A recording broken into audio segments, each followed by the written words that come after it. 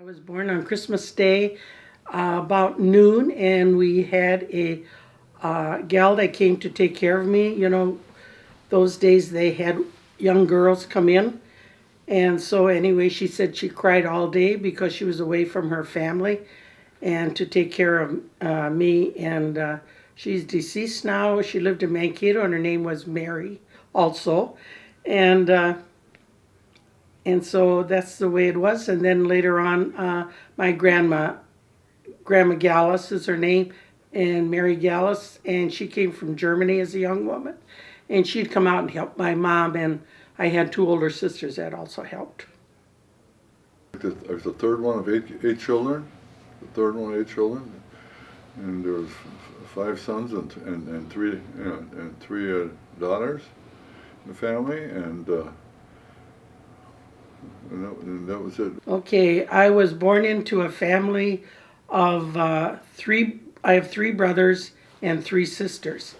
Now all my sisters are deceased, and two of them died of cancer, and my mother died of cancer, and my other sister died, I would say, of maybe I would call it old age because she was up in years when she died, and my three brothers are still living, and they're running the farm that they wanted, and when we broke it up. So that's the way it is. And so Donald is older than me, and then I was born, and then I had two younger brothers, Morris and John. My dad always had a deal. He was going to have one farm for each one of the boys. You only had four farms, and I said, hey, let the four boys have the farm. I'm not interested in a farm. And so he never got the fifth farm. He died at age 80. So that was, and each one they got the farm. The one died at 53, and his wife had the farm. Another one sold the farm and gave each one of the kids money so he could qualify for low housing in McLeod County. And so then 6 months later, they came back and wanted more money, and my brother Tommy says, well, I'm broke. I gave you all the money to start with. So that was, so now there's only one son, one of my brothers still living, and one sister still living. So what was it like knowing that you weren't going to get a farm? Well, I didn't worry about it. Let them worry about it. Yes, so I married somebody that had part of a farm. Being on the farm, you learn a lot. You learn hard work. And my dad came from a farm. My mom came from a farm.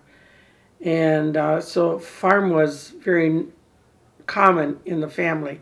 And neighbors had farms along one way and stuff like that. So I always liked animals. And when I was a baby, they said I used to crawl from the house to the barn. That's when we lived by Nicollet. That farm had two barns. The one we moved on had one barn, so that gives you a type it was. And the ponies had their heads out of these half doors, and I would pet them. And they wondered where Carol was. She was outside petting the ponies when she was supposed to not be there. So anyway, then when we moved to the other place, we had 100 acres where we put our cattle in, excuse me, our cattle, to graze.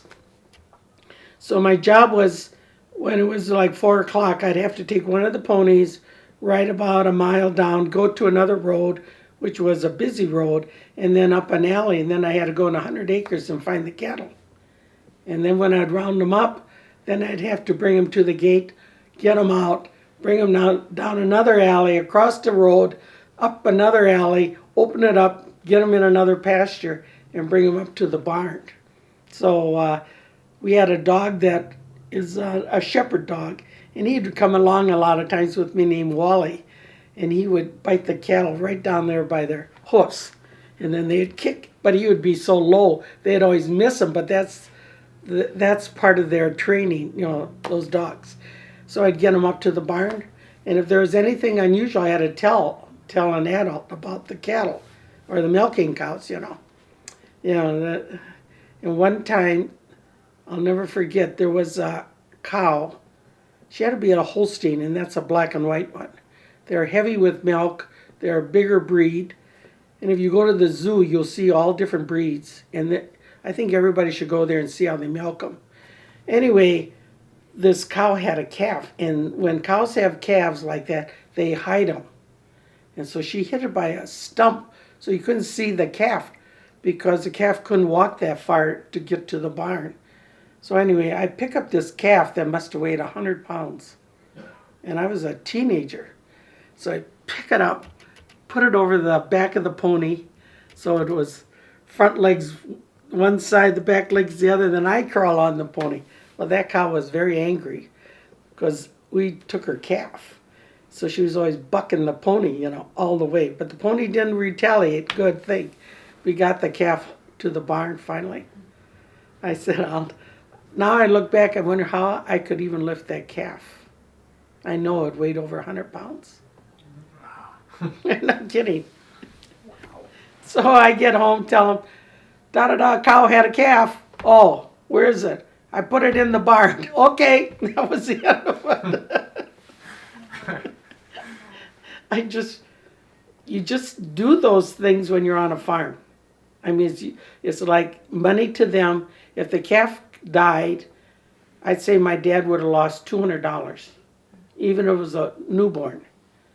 And like, when the cows come in, they're hungry, they go to their stanchion, their stall, and you feed them. And so you'd carry this big basket of silage, green corn it is, that ferments, and the cows loved it, and they were hungry, so they would eat it.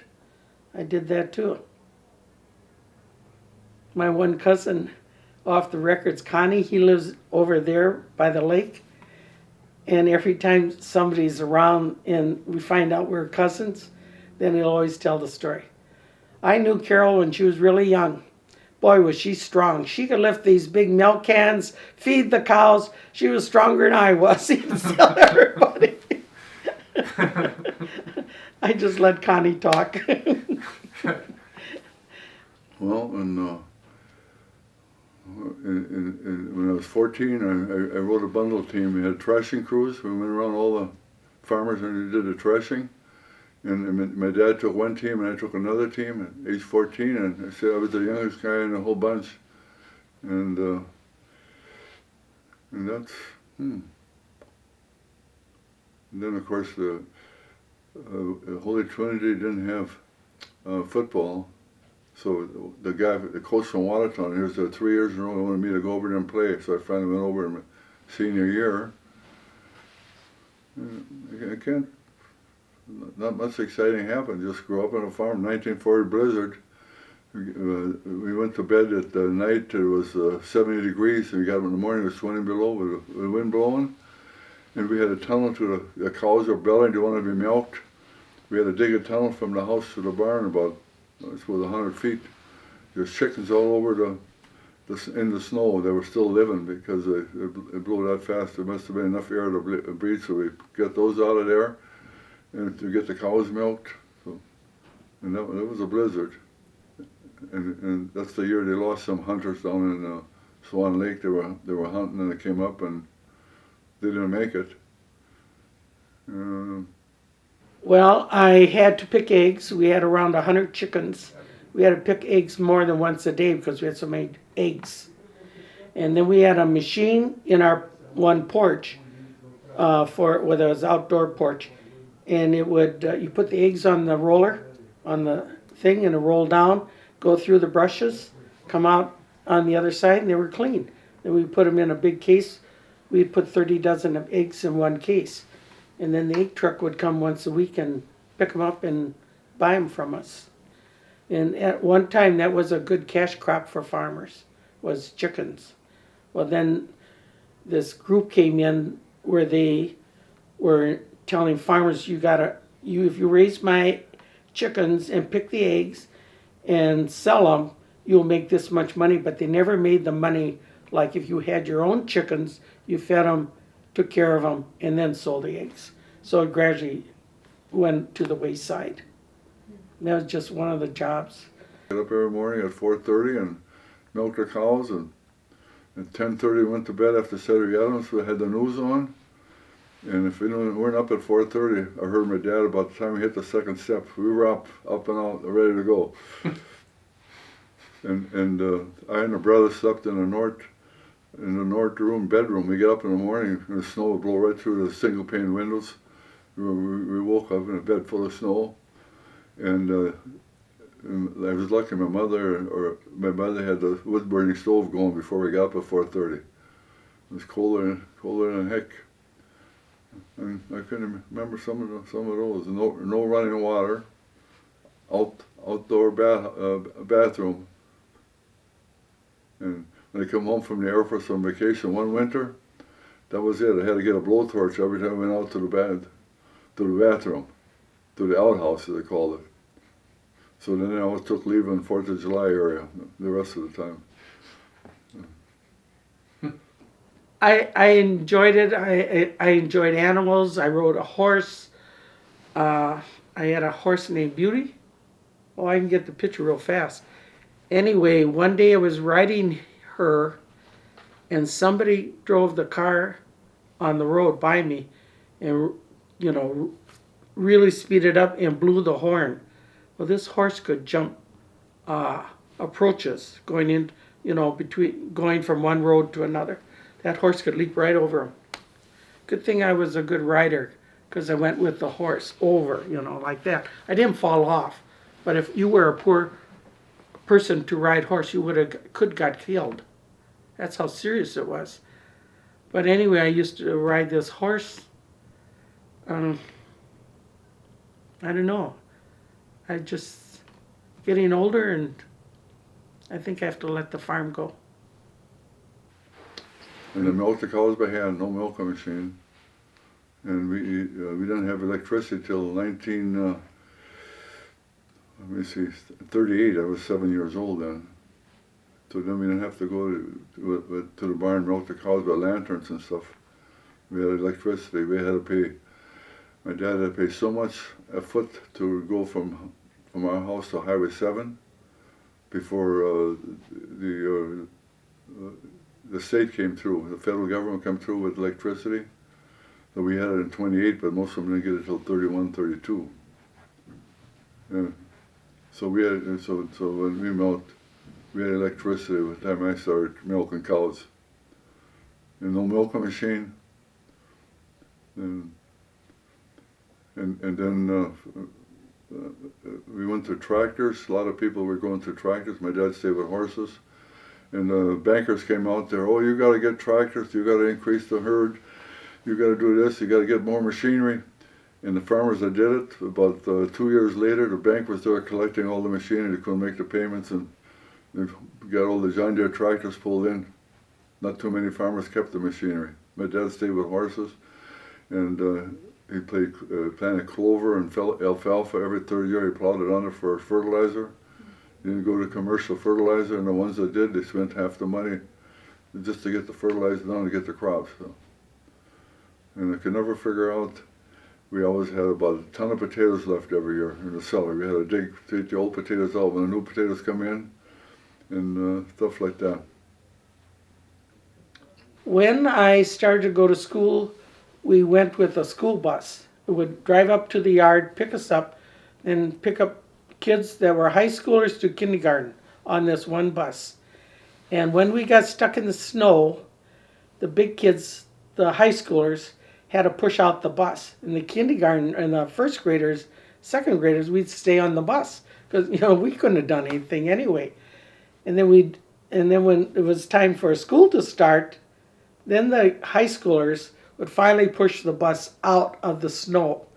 And then the other times they were pushing it. A bus driver was trying to go forward, they were pushing it backwards, So he was always stuck. So when they knew it was time for school to start, then they'd cooperate. So we were always late on certain days. As kids, I'll always remember. I can remember some of the guys' names even. That's how bad it was. And then that school was started in Nicollet, and it's still standing, but they rebuilt a newer one, a bigger one. But that school district was started, one of the founders of it was my grandfather. Joseph, and he also started a bank in Nicollet, and it's still in operation today. That building too is still today. When I started kindergarten, they put me on 5th grade. Not 5th grade, 1st grade. I was 5 years old, and I ran away from the teacher. So I had a discipline problem. So I never did get through kindergarten. And I went to 1st grade in Holy Trinity School in Winston, Minnesota. And a nun, 1st grade nun, diagnosed me. The reason I didn't like school is because they were talking in English, and I didn't know English, just German. So Sister Deschantel, I still remember her. She gave me German, took my German and taught me English a couple hours every day, and pretty soon I knew what the teacher was talking about. So from kindergarten through 12th grade, I attended one school. And all on the same bus. Now that wouldn't happen today. Oh yeah, our kids, they're going to a new school every couple of years. Yep. And the older students sat in the back, and the young ones sat in the front. And the older ones played cards, and the younger ones just did what they wanted to do. Read or visit or sing or whatever. What were some of your favorite subjects and like least favorite subjects? One of my favorite subjects would have been, I'd say geography. I like geography. Even today, like with the bombing, United States bombed Iraq. And then if you don't study geography, you wonder, where in the world is Iraq? How is it connected? Why did we do it? We shouldn't have done it. Things like this. Or like when we were in Japan, they said, watch how the Japanese walk down the street. And, when she said that, I never gave it much thought. And a little while later, it made sense. The man walks first, then the women follow. To this day. So how would you like that? And then I went to Holy Trinity for 11 years, and the 12th year I went to Watertown High School. They wanted me over playing football. I weighed 260 pounds, and there was only one person in the conference that outweighed me. It was Mr. Winkle from Waconia, and I played against him, and he was out 2 plays later. That was in the days when you could play football. Now they call it football, but it's like flag football. You can't tackle him, just touch him. And the 2 plays later, I had him out of the game. They took him out with a stretcher. And now you can't tackle him too hard, because it's no longer a football game. It's flag football, they call it now. That's my high school days. Charlotte was older than me, and we lived together in Minneapolis at a girls' club, and we always did things together, but it was sort of funny. She was a teacher, and if we were going to go someplace in the evening, like to see the water follies, we'd get going, then Charlotte would say, now how do we get there?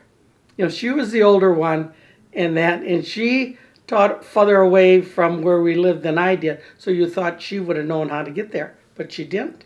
So anyway, we got along very well, though. Well, she's, I mean, you mentioned it one time, sometimes you would get into mischief with her, right? Yeah, we do some crazy things. I think your dad wanted you to can the peaches, or is it? Plums. And we had hired men on our farm. And so, anyway, my dad left with the car, and this hired man was picking up plums or getting them off the tree. We had an orchard across the road from our house. And it was about this round, and he had it full. So Charlotte and I come down. We got up in the morning, and my dad's gone. Charlotte says, we are not canning plums. Grab the other handle, and we're feeding them to the pigs. When people hear we fed all these plums to the pigs, they just go like this. My dad never knew about it. He died, never knew about it. And my 2 brothers just heard about it this last year. They never knew about it either. And you stayed with your sister? My sister and I did things together. And she was a teacher and she loved to read, so I'm not kidding. Twice a week we'd go to the big library. It's closed now, but it was the big Minneapolis library. And they had the mummies in there. So they had sort of like a science museum with the library. So we'd be in there for a couple hours and walk back. Might stop for an ice cream treat and go to bed, and next morning get up and start all over again. Of the girls, she was the closest. Yeah, she was 3 years difference than I am.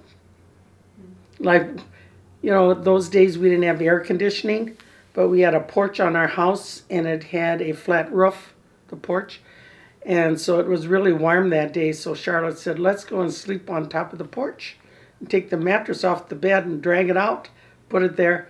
And we had this huge elm tree where the branches went way over the house like this.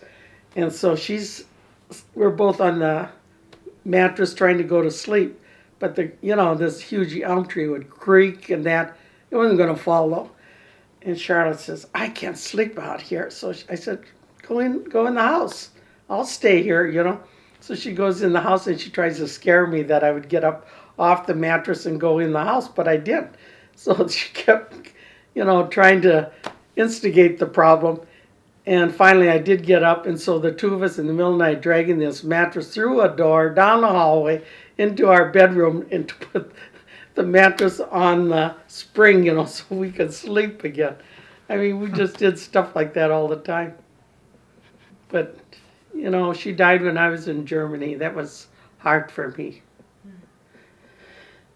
I couldn't say goodbye. But we did a lot of stuff together.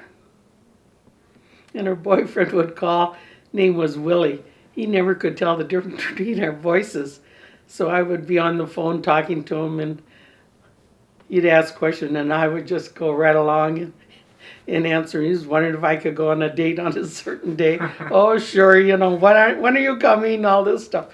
Then I'd start laughing, then he knew it wasn't Charlotte. And then he'd, Carol, what are you doing that for? Or something. Anyway, and she died 3 or 4 months after she found out she had it. So he was left with 3 little children to raise. That was hard. Even Mike just called me last week, his one middle son, and he talks to me like I'm still the mother, which is a compliment.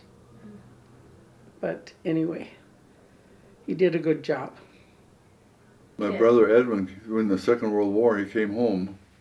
He was showing me all the jiu-jitsu he supposedly learned. Every time he showed me a trick, I flipped him. So he gave up, and my 2 years older brother came up, and he was going to challenge me. And I threw him through the kitchen window. He had glass slivers all over his butt, and he never challenged me anymore. And so I had no more trouble. Who runs the house? And my mother, she, bless her, she had a lot of, she had to put up with all that. And then my younger brother, he went in the Air Force, and I stopped by to see him at Scott Air Force Base, and he was sitting up there a year, nothing to do. So I went and I checked with the tech sergeant in charge of him, and he says, what's the problem here? There's nothing to do. Why didn't you discharge him? So they sent him to Hawaii, so he was kind of happy about that deal. So he got a good job. People forget how hard it was living on a farm at a certain stretch, the economy. And I think that's a problem right now with our government. A lot of farmers are going out of business. And they say if Trump gets reelected, they're really going to be hurting. I mean, it's a fact. And they didn't have welfare then. There was no, they didn't have food stamps, let's put it that way. They didn't have food stamps to go to the grocery store and get food. Right. If they didn't grow it, they were out of luck. And were there, like on your farm, were there years that were tough? Yes, but my mom was always for giving or helping people. And so my brother Donald was like 2 years older than I, and we had a red wagon, and then we had this wooden basket about this round. And so my mom would go to the garden, and we'd have to go with her, of course. And we'd put tomatoes in there, carrots in there, potatoes, cabbage, lettuce.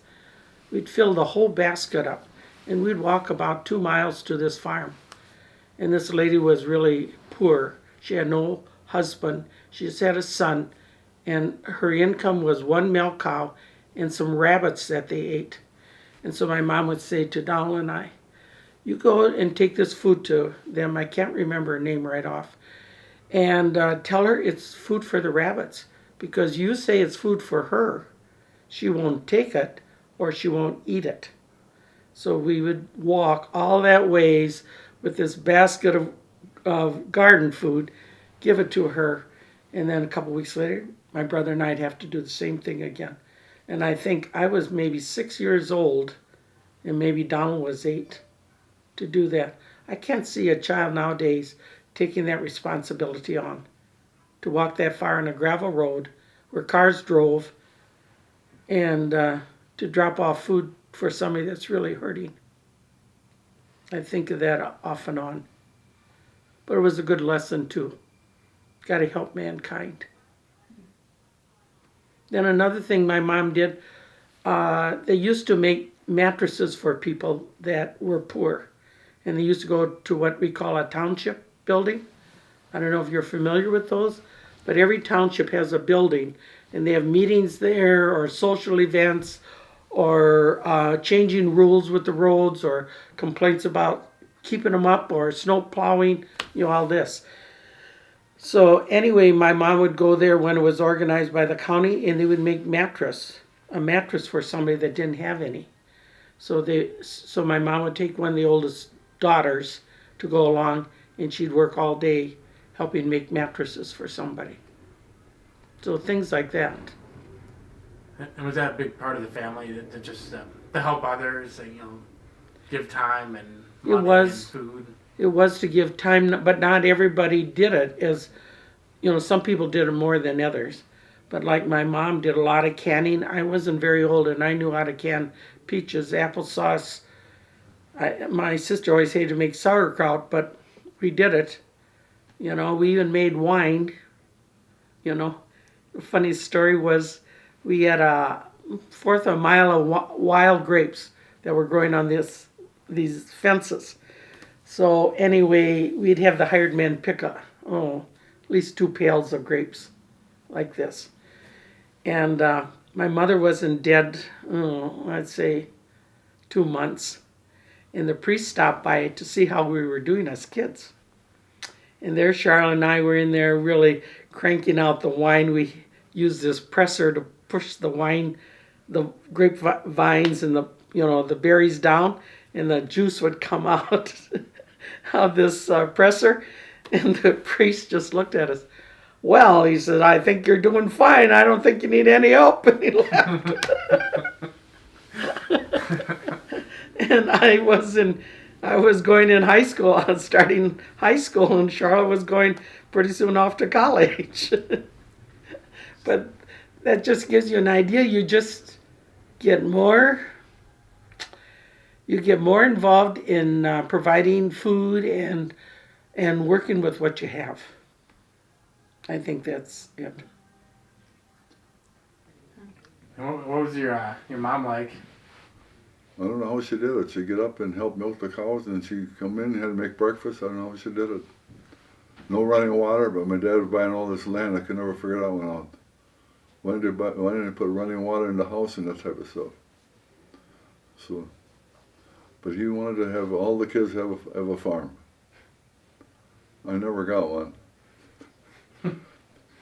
The annuity from the Air Force pays me $25,000 a year. So, and Social Security, you don't have to work. Just sit there and sit by the fireplace. You got up early in the morning. You took responsibility. Like my mom didn't tell me. Like I'll use an example. She'd have the bread in a pan and it'd rise. We had a bread pan about this round, and there'd be 5 loaves of bread in there. that she'd make. Well, my mom would be out gathering eggs with the chickens. She didn't tell me to cut the bread up in 5 loaves and knead it and then put it in the bread pans. I just knew you had to do that.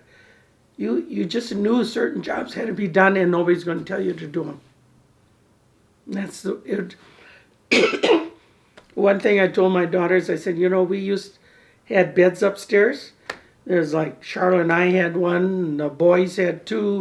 The hired man had a couple, and then we had to make beds. And so then my mom would go up later and check them. And if we didn't use hospital corners, I don't even know if you were familiar with that, hospital corners and the beds were neat, she would strip them down to the mattress, put them on the floor, and we had to remake them again.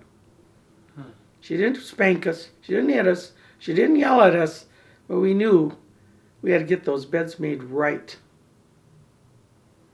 So, that's tough discipline in a way, but I never even gave it much thought, and I told my older daughter, I said, wow, your mom made you do that. And like the garden we had big gardens, and we did a lot of canning. My mom didn't tell us to go out and weed the garden. We knew you look out and you see weeds. Get out there and do it. Made the best of it. Excuse me. Being a self-starter, like not needing the direction. You didn't need direction, no. Not at all. Or like when we had 4-H, one of my projects always was I always had a beef steer. And I'd always take an Angus. They're a little smaller than a Hereford. Hereford is the white-faced steer with the red body. Angus is all black, So anyway, they would bring them, and then my dad would pick them out and pay for them. Then we had to feed them, shampoo, teach them how to walk with a halter and a strap, and that. And when I'd come out of the house and we'd name them. One of mine was named Pete, and when he would see me, he'd put his head over the gate and baller that he wanted to be fed or walked or something. He wanted care, and they became regular pets. These steers that you would think would be the worst. How could anyone like a steer? And then we'd end up taking them to the fair. They'd judge them, how good they were, how you took care of them. Were they clean? When you cured them, was their hair all nice and straight and all that stuff. And then when it was all over with, you took them to Mankato, where there was a place where a Swift company came. It's a big place in St. Paul. And they bid on your steer, and you sold it to them. And then you found some old rope around, tied it around their neck, took off your nice halter, let them stand there, and they'd be bellowing as you walked away. It was sad, because you sold your pet to the grocery store. That's exactly where it went. Somebody was going to butcher it and eat it. But, farm kids know that that's the end of that situation. And some steers are not gentle and some are. So that was one of my jobs. And I always kept my steer nice. And I always liked his shower, Got the hose out, put the soap on, made the hoofs nice, and walked it up. It's time for me to go and do my homework. Goodbye, Yeah. It's so sweet. And what were some of the things that your dad taught you? Well, my dad taught all of us. You go in his tool shed. It was like the size of a single car garage. It's a good way to describe the size of it. He could tell you immediately if a tool was missing. And I'm not kidding. I never took a tool out and didn't put it back. Never. But I had one brother that was great at that. And he always took them out and never put them back. My brother would walk in, my dad would walk in and say, "Where's that da-da-da hammer? It's supposed to be there," just like that. Well, about half an hour later, it was back. It's been Donald. No, it was Morris. Always. Hmm. Yeah. Yeah, just like canning, like one time my dad bought, oh, I was trying peaches, crates of peaches. I bet it was 10. And they had to be canned immediately. He brought them that night. Next morning we were up at 8 o'clock canning peaches. And like I had that pressure cooker on the farm just like that one I have downstairs, And we canned peaches all day, and we went to bed that night. Our muscles back here ached from standing. But we did it. But anyone came to our house to do electric work, and they'd be down in the basement, they would say, well, if there ever is a war on, I'm going to come here to live because you got lots of food. And we did. There was no lie about it. And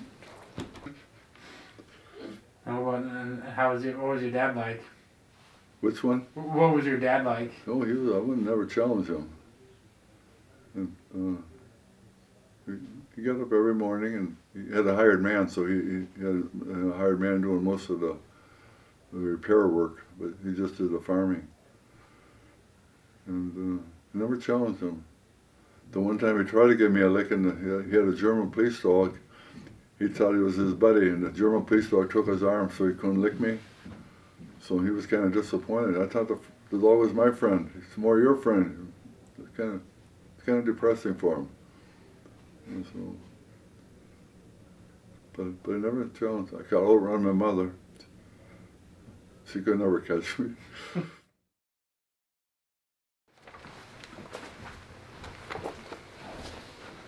This was my great-great-grandfather, who was in the Civil War. And he got discharged from the Civil War, so he ended up with a very large farm. And we lived on that farm until his son told my dad and us that we had to move off of his farm, and then my parents bought another farm. But anyway, that's Andrew Ritz, and he built this huge brick house. But that's the way my grandfather would look if he was clean-shaved. If he was clean-shaved, that's exactly how my grandfather would have looked. But that's my great-grandfather. Anyway, his name was Andrew, and he had one of the hugest farms, but he had to have some smarts, though, to figure out how to get brick so far away to build this huge house. Too bad I don't have the picture right here. It's a 2-story house. The guy from the courthouse figured they came from past New Ulm to St. Peter, or by train or by horse to build that house. But anyway, he had 7 children. He lived in a log cabin, and they lived on the second shelf, the kids, crossways, like this. And then after he built that big brick house, they moved out, and they lived in that. And so when we moved on that farm, we used it for a smokehouse. We'd butcher, hang up the hams, the bacon, and we'd cure them in there. So, but that was Andrew. Can you imagine? He walked from Indiana to Minnesota. After he walked? He was in the Civil War. And they discharged him in Indianapolis. And if you go there today, there's a big pillar in the middle of town, and there's an Andrew Ritz on there, Company D, and that's him. Wow.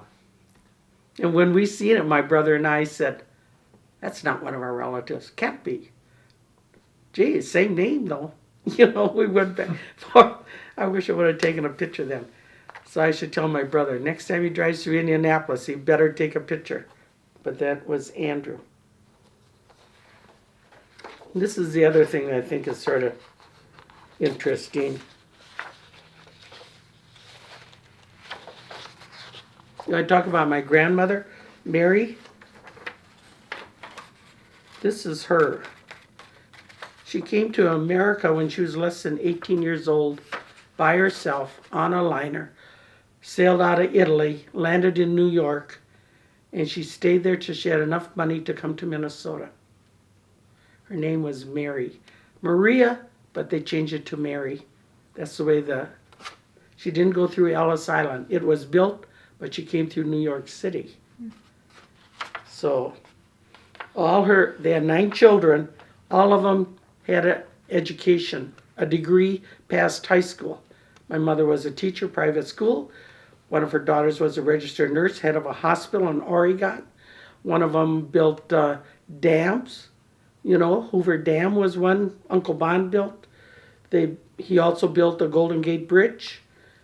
And also he traveled around the world building dams for other countries. Out of 9 children, only 2 were farmers, and they farmed the farm that the Galluses had earlier. And so when Trump says immigrants don't do anything for our country, when he said that day, tears just came out. Because if it wasn't for her,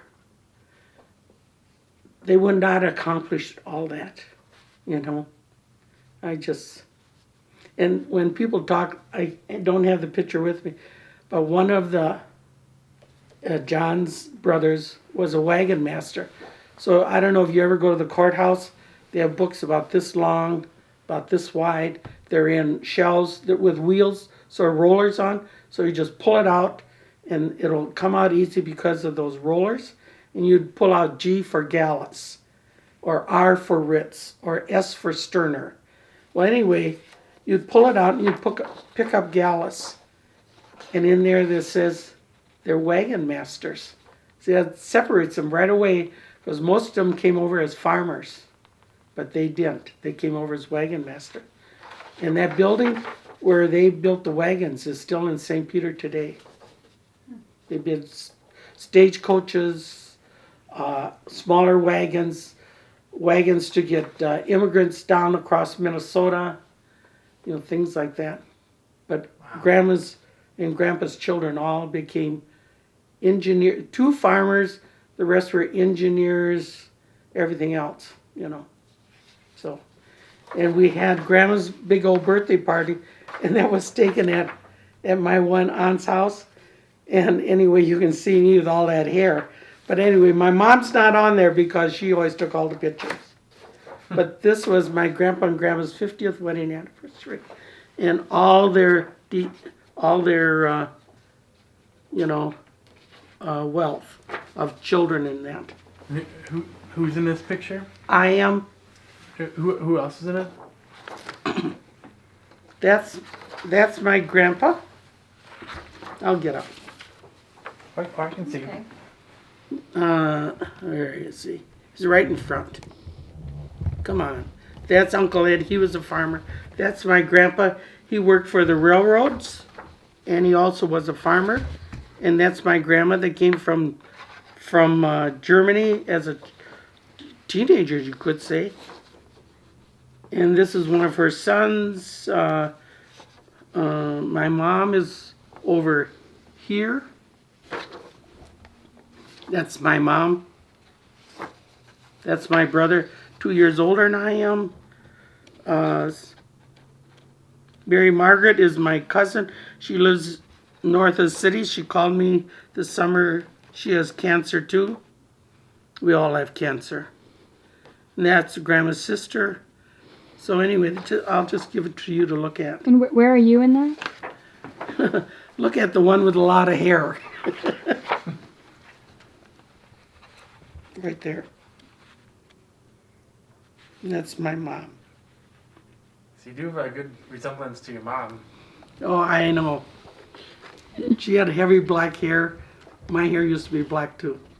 But anyway, I just thought that sort of gives you an idea. Pictures.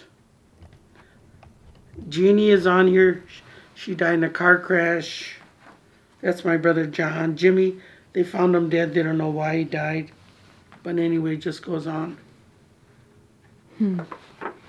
I had a couple uncles. They could take a car apart, take out parts to save gasoline, put it back together again, and there was no parts left over. I mean, the car ran, everything was okay. Wow. Yeah. That was on my mom's side, not my dad's side.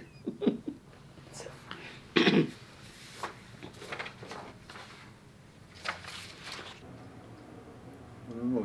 I can't think of much else. You got most of the genealogy done. Because my genealogy, what I know is my dad's side, grandfather Sterner came from Germany, and Crescentia Hausline came from Luxembourg.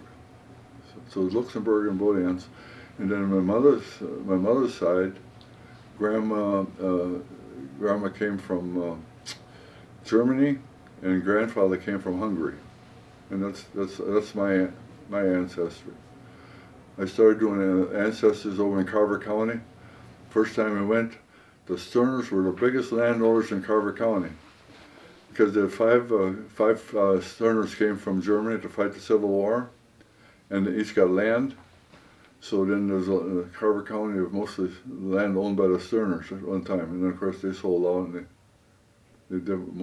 four moved out of the area, and one supposedly moved down to Arizona, New Mexico, and one was supposed to move out to California, and one in Iowa somewhere, but we never kept track of them.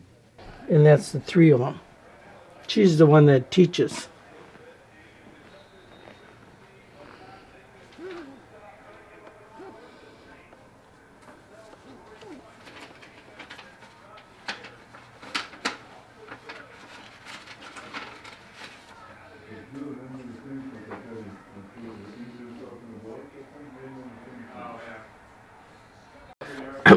That's the mom.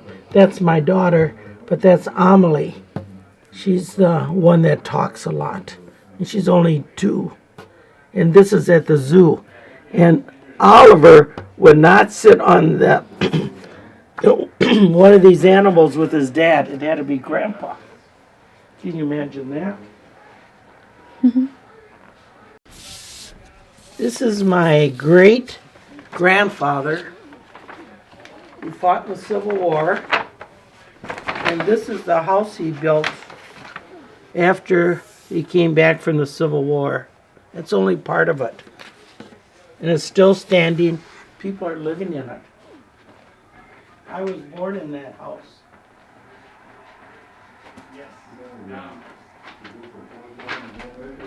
The Gallus family. You got the audio too? Yeah. This is when we came home from Germany. That's how young the kids were. This, you talk about vacations, how we like vacations. It's one of my vacations. There got to be another vacation here, maybe not. As you can tell. Here's another vacation. We were going through the Panama Canal.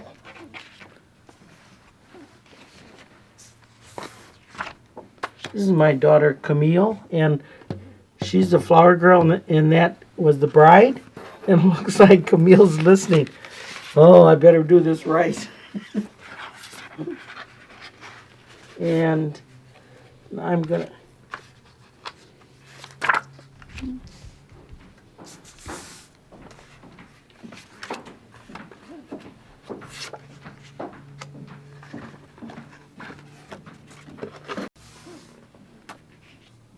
These are our grandchildren. That was taken when we went to Germany. So you can see how young they were. And this is a horse I used to ride. And I have relatives that always ask me, what happened to that horse? Got hit by lightning. It's called Beauty, it was.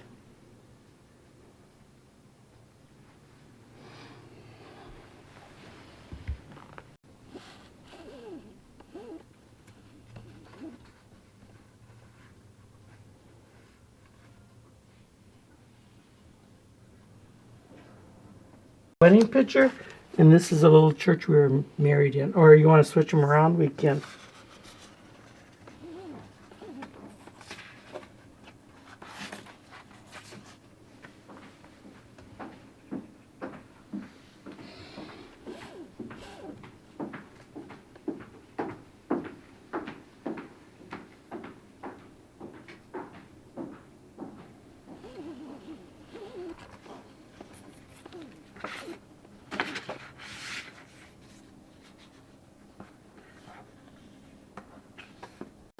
And that's our whole family.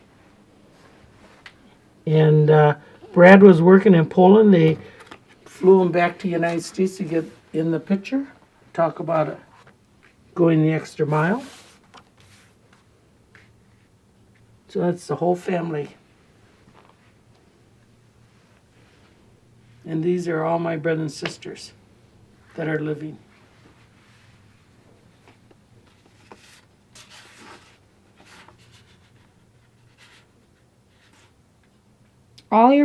They're all your brothers and sisters. Yeah, but since this was taken, Dolores died of cancer. John has some type of stomach problem. Phyllis just died a couple months ago. Red died. Dorothy died of cancer too. How many siblings did you have? Well, there were 7 of us. Wow. But my brother, my sister, I, John, Morris, and Dolores.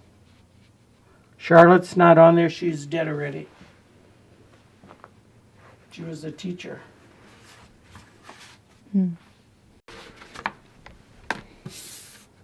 Her family.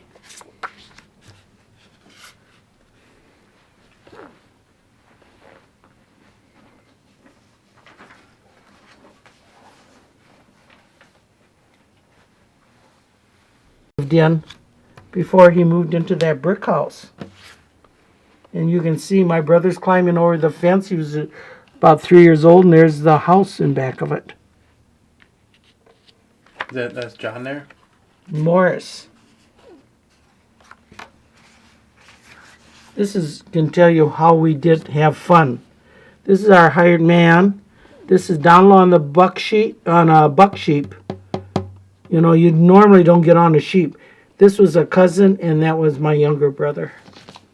And you took this picture already.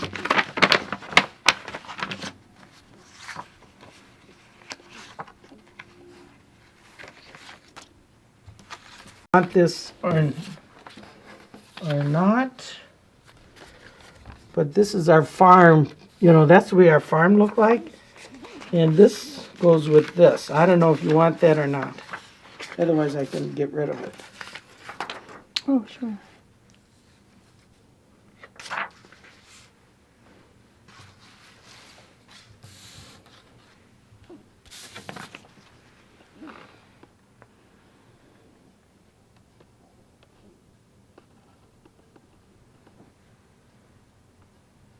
But we won't take that picture. But that's him too.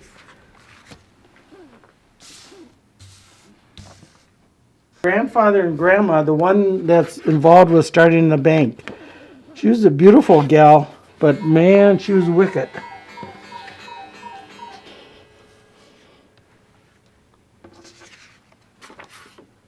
She was wicked? Yeah, she used to call up my mom and say, "Has any calves been born in the barn?" And my mom says, "No, I don't know." "Well, go out there and count them." You know, always sassy like that. We were never her favorite grandchildren either. This is my mom when she graduated from college or high school. And this is us little ones. Bet you can figure out who's me.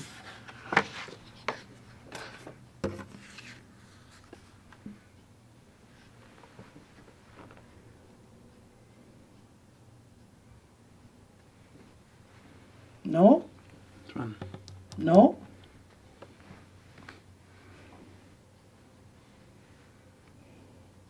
You weren't the oldest, were you? No. No. Are you in the middle there? That's me. Oh. That's Charlotte. That's Donald. Phyllis just died, you know, like 2 months ago, and Dolores died of cancer too. That's the house again. Part of the house.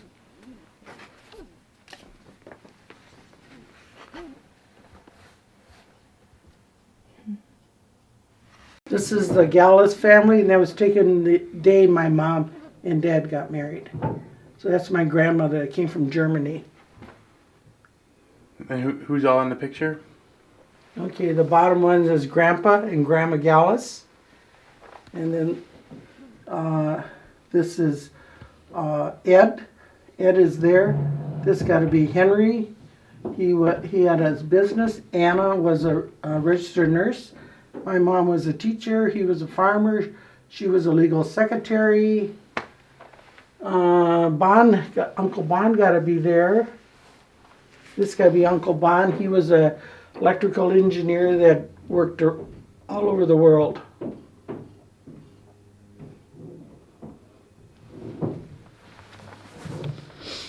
And that's Marty's, not Marty's, mine. That's his brother and their wedding. And then this was taken at one of their wedding anniversaries, my dad's mom and dad. And anyway, I think it was 50 years. But anyway, the bride died young. She didn't live long after that. Who's in those ones? This is George, the oldest one, Charlie. That's my dad. Ed lived in California, and Jerome was the one had the restaurant in Muskegon. And the other three are priests. And what about up top? And that's Or is this one? this one is the Ritzes again, and that's his brother, his wife, and the same there. The other couple. And I'm quite sure that's Grace, and she died young. And her husband shot himself, and then Wally died at the age of 60 of a heart attack. So these are They're relatives these are my uncles. 1, 2, 3, 4. Those are my uncles. the cousins of yours. And they're connected, yeah. Those would have been uncles of mine. Oh, okay. Yep. Now these are, excuse me, these are the 5 of us again. This is my mom and dad's wedding picture. That's my aunt, she was a legal secretary, and that was my dad's brother. And the 2 top ones is my youngest brother, John, and my second to the youngest is Morris. Yep. They're both living. Awesome. These are wedding pictures. Mine, Becky's, Barbara's, Camille, and Philip.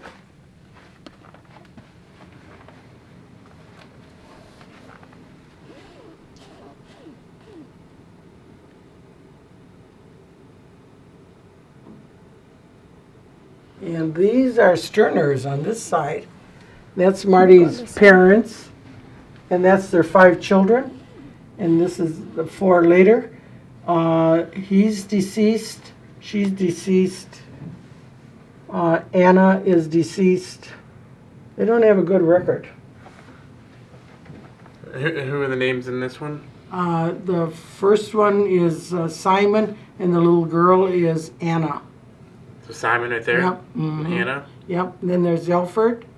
Right there. Yeah, the Elford. And the middle one is Edwin. And the last one is Martin, as we call him, Marty.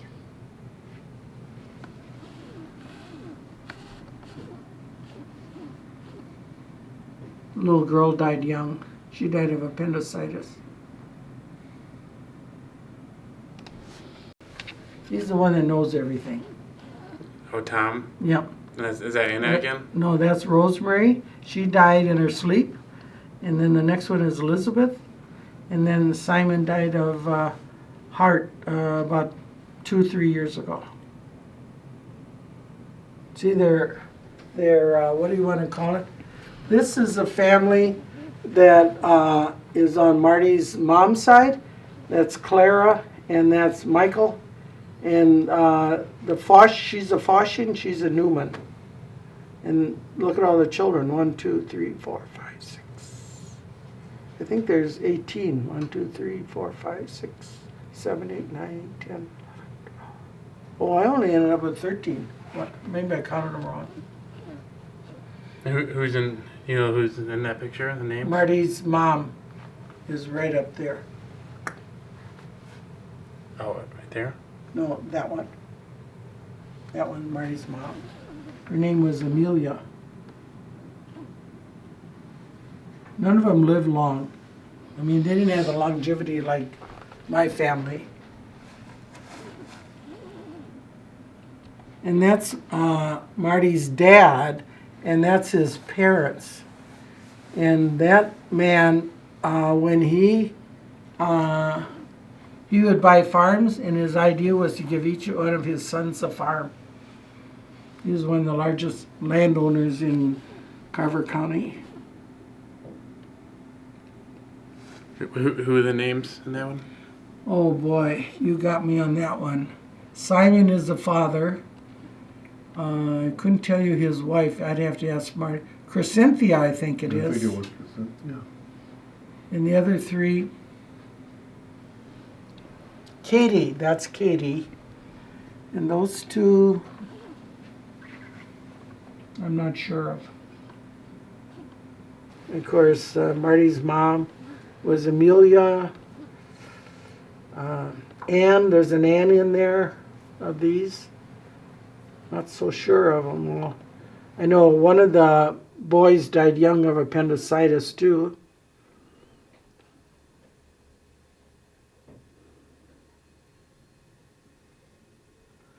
Couldn't tell you them all.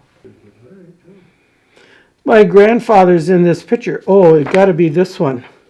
These were the founders of that bank I was always telling you about. But anyway. See, when I worked at the History Center in Nicola, volunteering my good old time, I would come across stuff like this. And I could always have a copy of it. And then as a kid, like, was there certain things you wanted to do, like, when you grew up? Well, I had an aunt that traveled a lot. All my mom's family traveled. You know, like I said, they traveled all over the world working and everything. I always thought I wanted to travel. You know, like Anna, my aunt that was a nurse in Bend, Oregon. That's where she died, but she was from Nicola County. Travel, I'd say, would be the thing. My mom wanted me to be a nurse, but after she got sick and I had to help take care of her before she died, I said, no, that's not me. And my daughter, that's a doctor, she retired 2 days ago from being a doctor. So. And did you ever consider wanting to be on the farm, like be a farmer as a profession?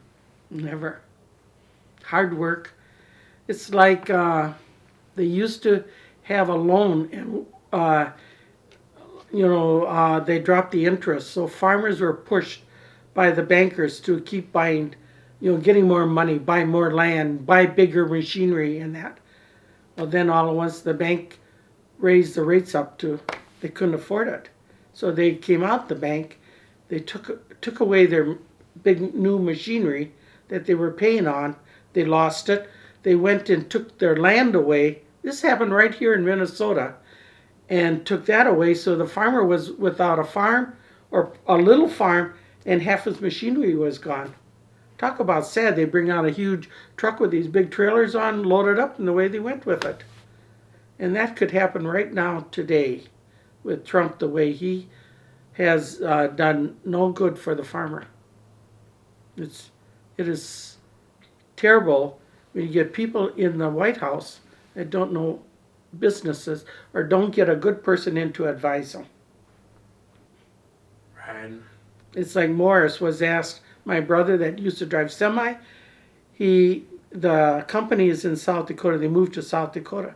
So he called him up and asked him if he could get some truck drivers together to haul soybeans from Minnesota to California to ship out to the Middle East, China.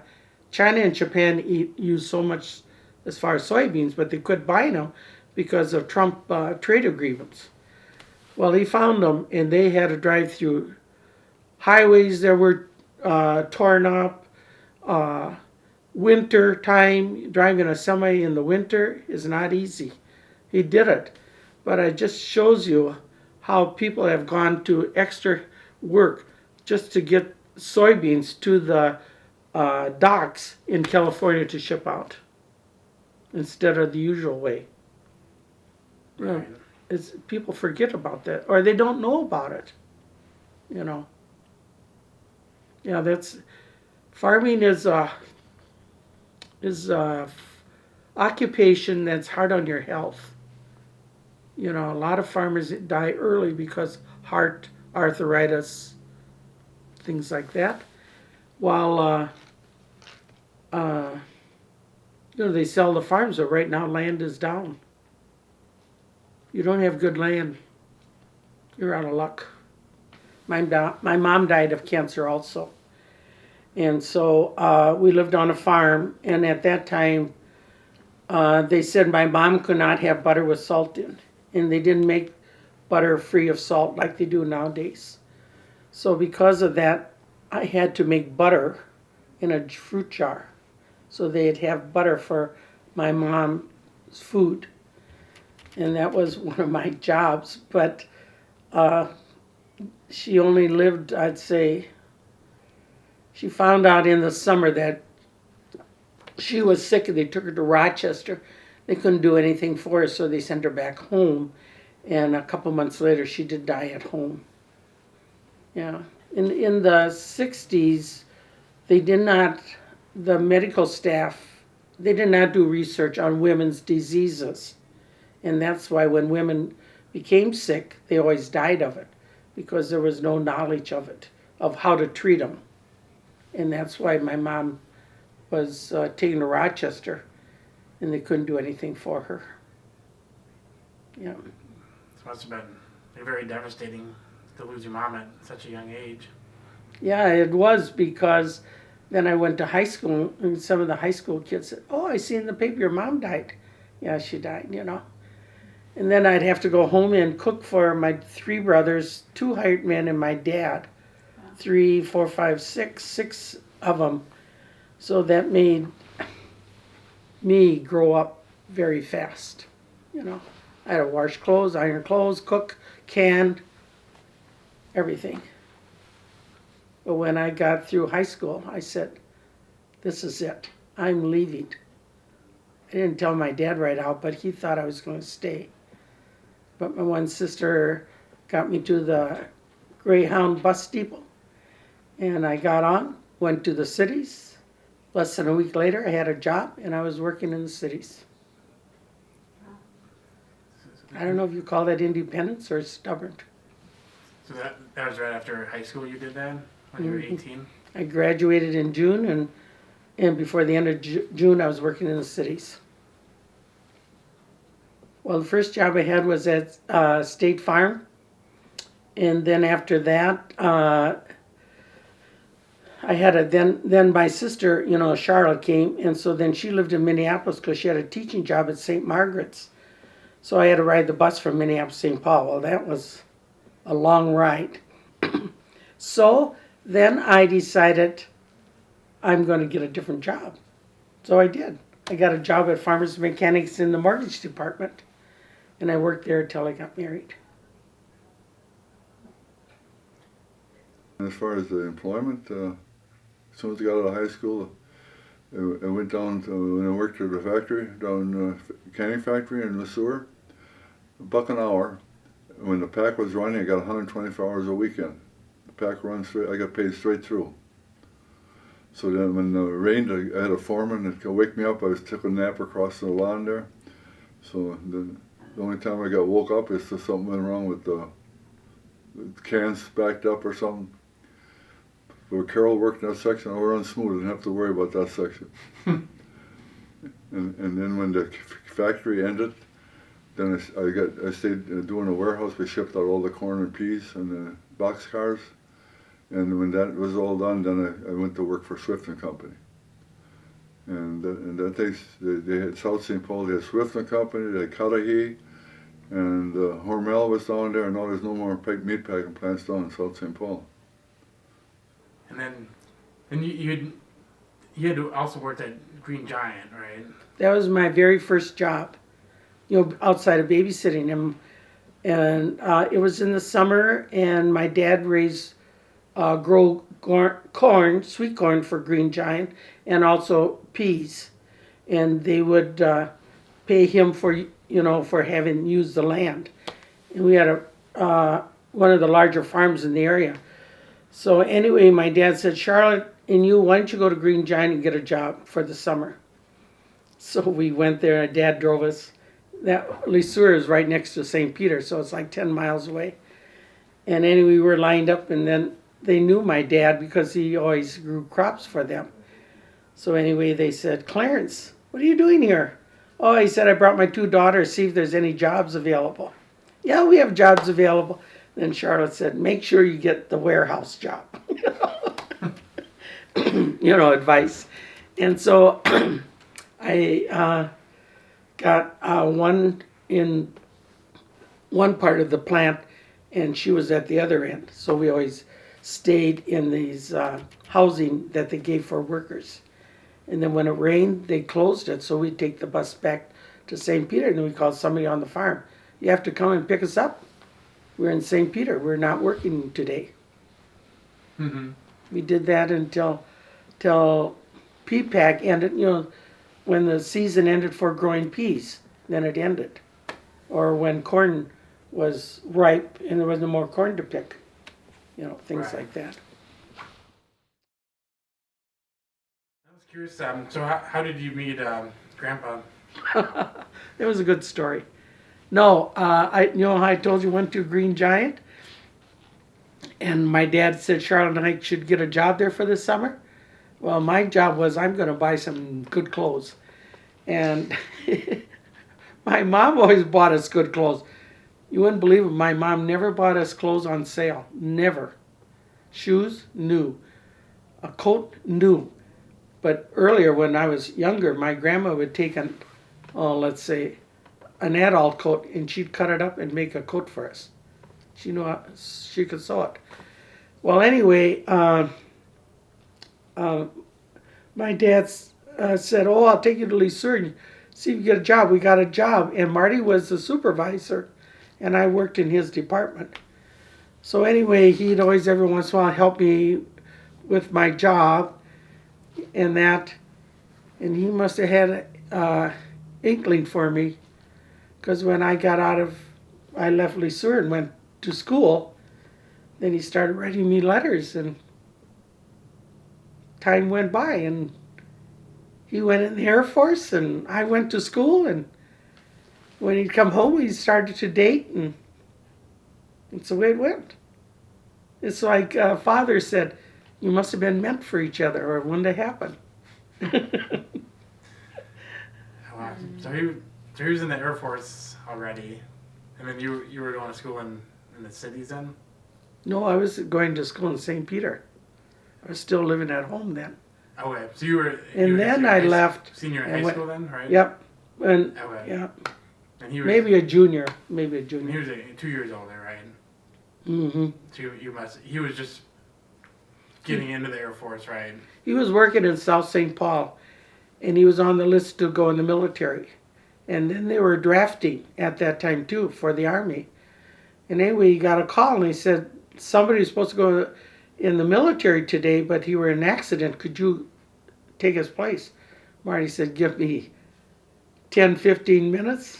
He said, I'll be down there. Marty said, I didn't have any clothes to really speak of. I just threw him in a little case down to the recruiting office. He went, and off he went that day to the Air Force. That was it. And that was going to the basic, right? Lackland Air Force Base. Yep. Then he went to Lackland. And did you ever go there for the last few days, or you just waited till he came back? Oh, I waited till he came back. And then when he'd come home on leave, he'd look me up, and we'd go out on dates, and then he'd leave and go back to Texas or New York or Pennsylvania or someplace. So our dating was with letters. Wow, long distance. And you know what? I threw them all away. I should have never done that. It would have been some interesting letters. No, they weren't mushy or anything, but it's just where he was, what he did. Yeah, getting the history behind it. Mm-hmm. And then how long were you dating for? Well, it started in, maybe Marty would be better at this. It started in the summer, and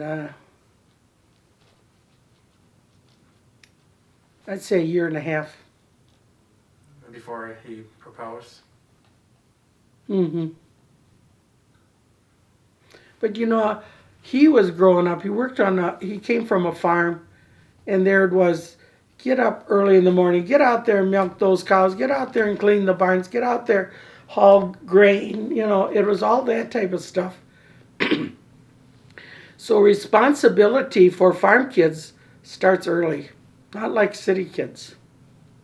It's a whole different thing. So you knew since he came from a farm that like he was responsible and he had a good work ethic. Yeah, he was nice to his mother and his sisters. Yeah, he had 2 sisters, and one died as a child, and then from appendicitis. You wouldn't think people would die from that, but years ago, a lot of people died from appendicitis. I almost died from it not too long ago. I mean, 5 years ago. So when I go to a new doctor, they see the scar in my stomach. They said, how do they say it? Oh, you really had something they say. You really had a rough surgery or something with your appendicitis. They always make a comment like that because it's about this long. Yeah, I said, yep, I waited too long, I guess, And that's... Mm-hmm. And what were some of your first impressions of Grandpa? Well, he was a determined person. He was a hard worker. He worked at Lesueur, and then there would be a break. He'd go across the street, lay on the hill. There was grass hill, park, and he'd take a nap, and then he'd wake up and go back over and go to work again. No big deal, That goes with farming, You got to do what you got to do, period. Yeah. So how did he know that he was going to be the one? Well, he was Catholic. He came from a farm. He respected his sisters and his mother, his parents. To me, that's a big plus. We weren't related. And where he comes from, everybody's related. I mean, that's a fact. He comes from Winstead, a small town, and not far away. They run together. And like, he has a sister and a brother, both dated Foshings, and they're related to Foshings. So they shouldn't have been dating. Just, like with David, right? David? Oh, like my cousin David. Oh, yeah. He found out he was a girl from college was his third cousin. So. What was her last name? Oh, I forget. Poor David. And then I was curious too. So how did he propose? Real simple. Gets the ring out. You want to marry me? That was it. He was my boss at Green Giant in Lesueur in the warehouse.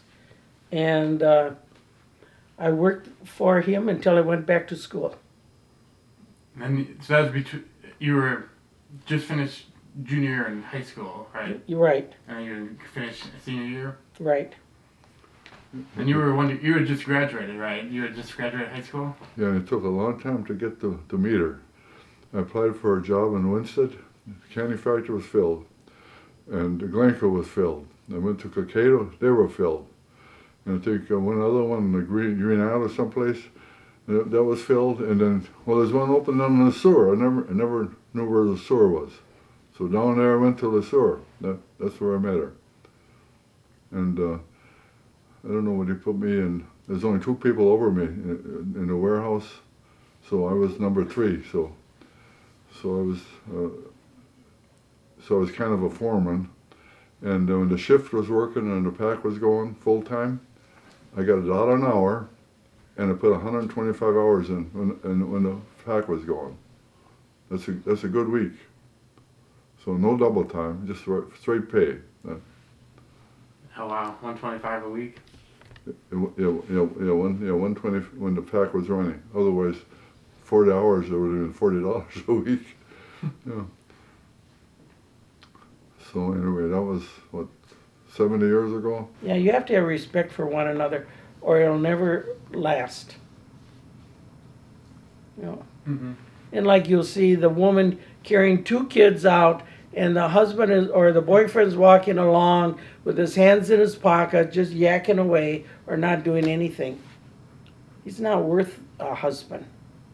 Over the woman had like two young ones. One is a year old and one is an infant, and she's carrying both, and he's walking along. You know. Yep.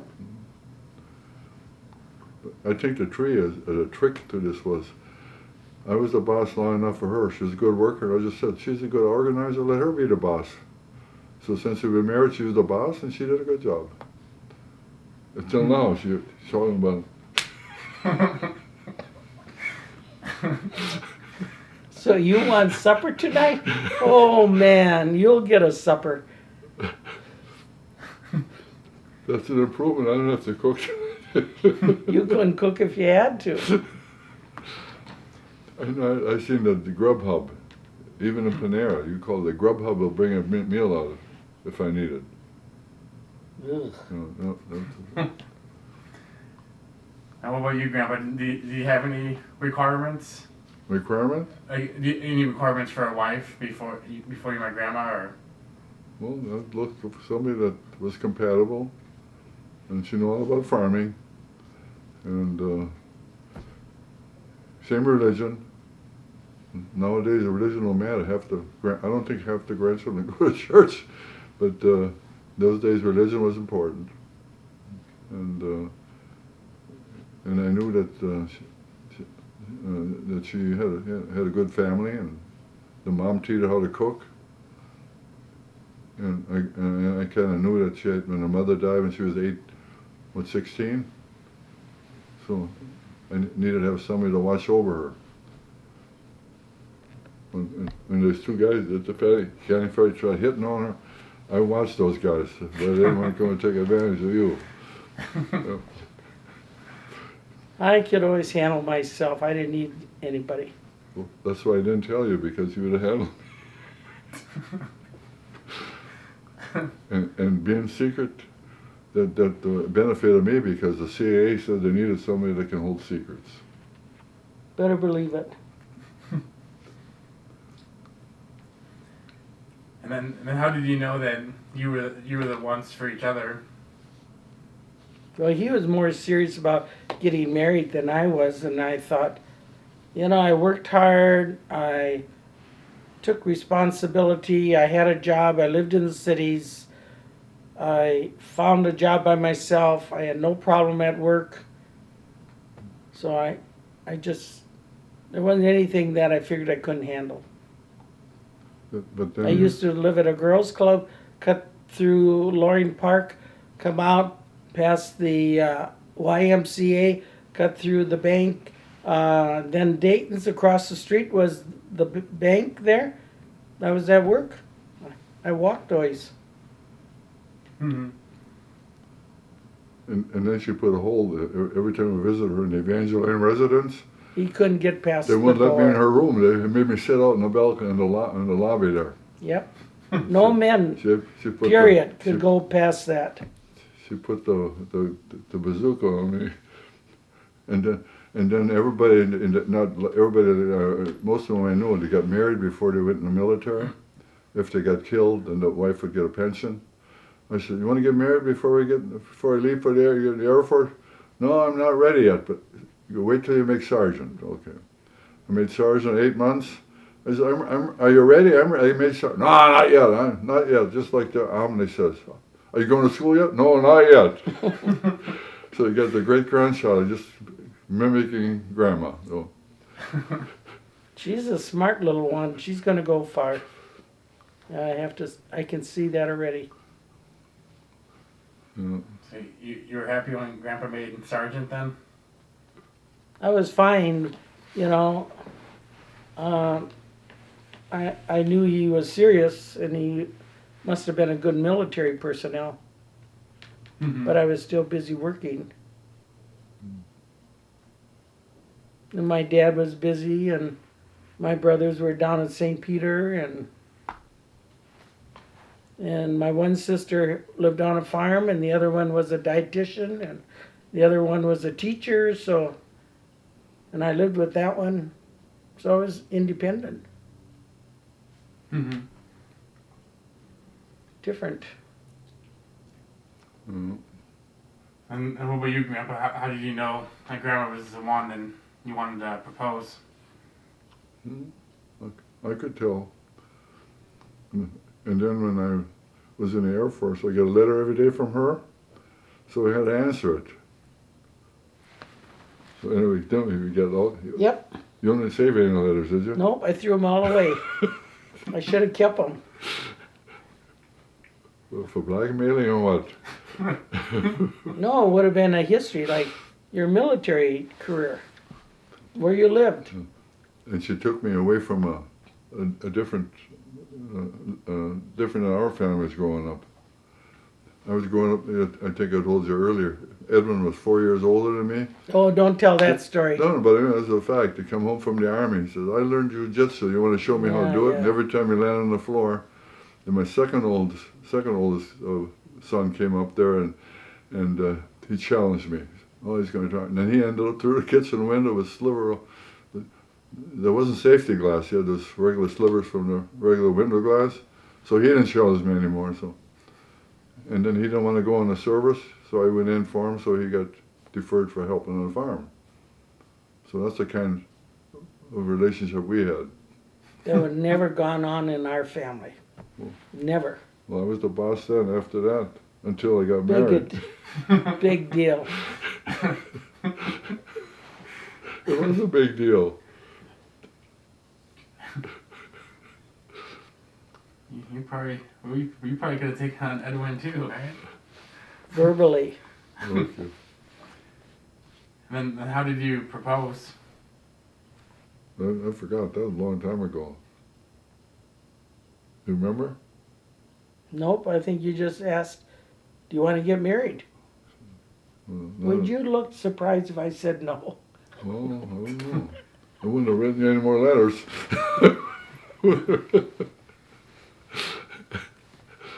That was around here? Was that down in? Was that in the cities? Cities. Mm-hmm. You were living in St. Paul at the time? No, Minneapolis. Yeah. Close to Loring Park. Was a girls' club. So in the morning you got up, got ready for work.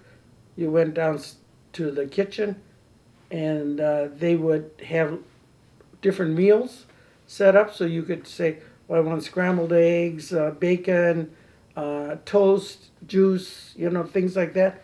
And they'd, put it on serve it to you, and that would be your breakfast. And then evening you go and whatever they had made for the evening meal, then you'd say what you wanted, and they'd fix it and sit down, eat, and that's how you cooked. You didn't have to do any work. Didn't have to do any kitchen stuff. And then they would change your linen on your bed. You didn't have to wash your sheets. That was all taken care of. It was kind of like a community, just helping each other out. Yeah, it was like 8 floors, and they had a place for a TV. There was a swimming pool there, a big lobby. And a big waiting room for all your boyfriends visiting you. I didn't have boyfriends. I had too much going on. I didn't have time for that. Before we got married, I had a conference with the priest, Father Nidak, I still remember him.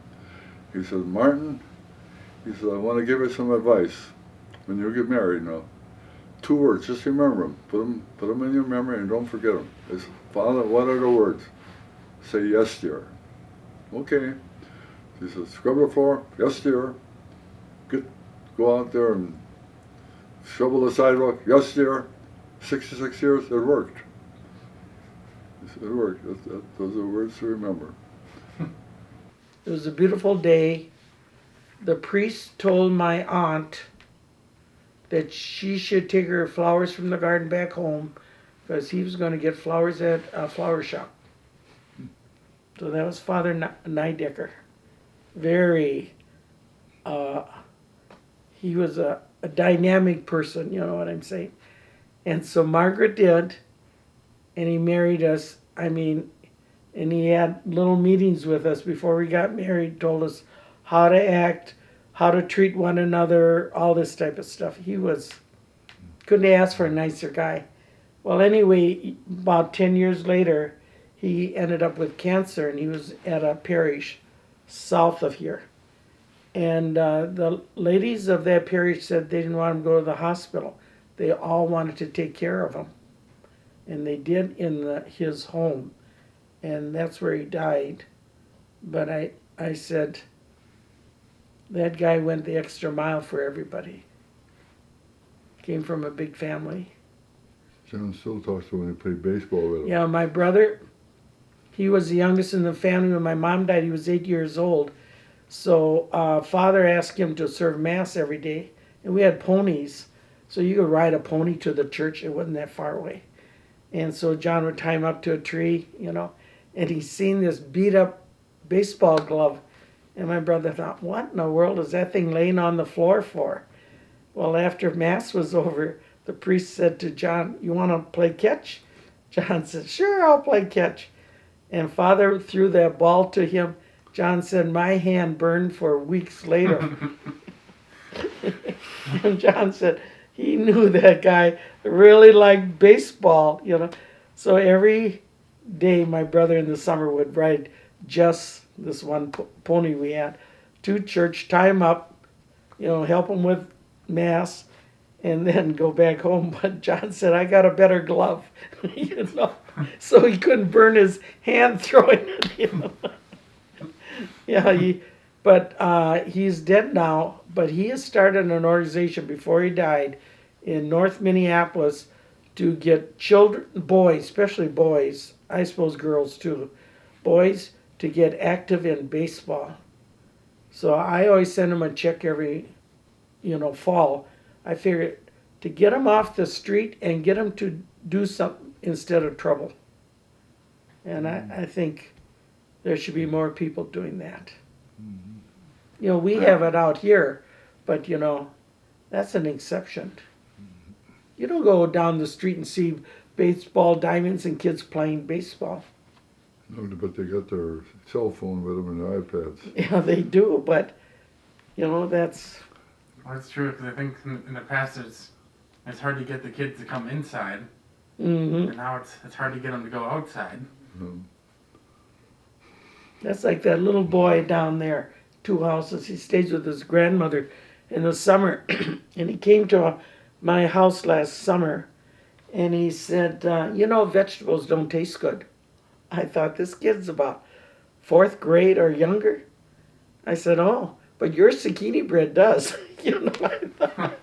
Zucchini is the only vegetable he likes. And then he said, I want a dog like Max, you know, Becky's poodle. He said, I want a black dog and I want a poodle. I thought, man, those are big wishes because there's not many Max's dogs running around. You know, Max is he's so gentle and he listens. You know, he's one of a kind. So anyway, I asked Shelley at Christmas time, I said, did your grandson get a poodle or a black dog? Oh, he got a black and white dog, but when he takes him outside, he just runs everywhere, so he calls him Lightning. He's not a poodle. So, anyway, you can relate to children, and I think that's the problem.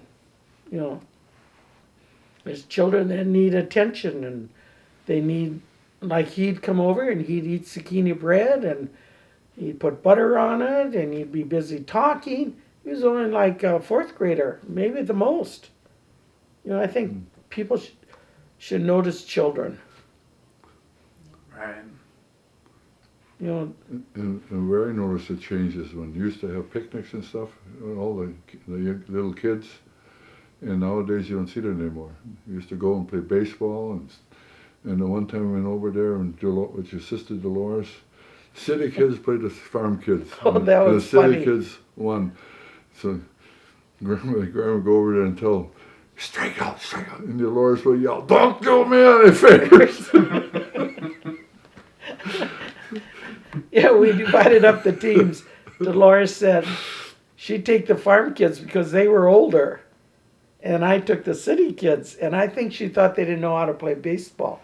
Well, we get up there and we're hitting them all over the field. And then I got them in a huddle. I said, strike out. And then Dolores hollers she from had the good field, ear.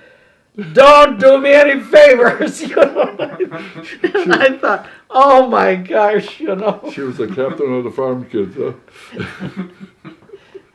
Yeah, that family always played baseball after they got done with the farm work on the farm. But she was very charitable. We came over here in Yep. '68, but couldn't find housing with 4 kids. She offered to take the kids, and they were poor also. And so she had a heart of gold. She lived to be 68, huh? No, she died of cancer. Yeah. Yeah, she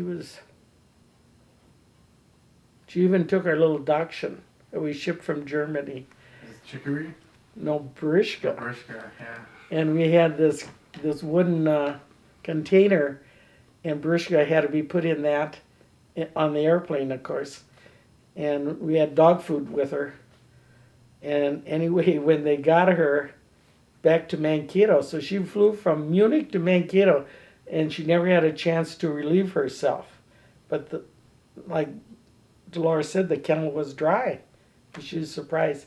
Well, anyway, she opened up the door. The dog came out. Balls, all these balls were her, you know, her enjoyment. And so she was running around, you know, chasing the balls. And anyway, Dolores said, well, I don't want a dog in my house, you know, being on a farm. But the dog ended up being in their house. She was a smart little dog. We'd have spaghetti. She'd take the dog dish and roll it up to the table. She wanted some spaghetti. And she'd always sit here. She wasn't supposed to, but she'd sit here. As soon as we'd come home from work, and before we got the door open, we could hear a thump. And we knew she was on the sofa, so we'd go and check this part here. It was always warm. So she got off the sofa before we even could check her out. Yeah, if I found another Dachshund, I would get her. Yeah, she did. If any dog came on our lot, she would chase them and bite them in the leg or someplace, and they would leave the lot. She would not allow another dog on this lot. She could take a volleyball all day and roll it in and never go off the lot. She'd roll it with her nose, all over. Look, oh, there's Barishka.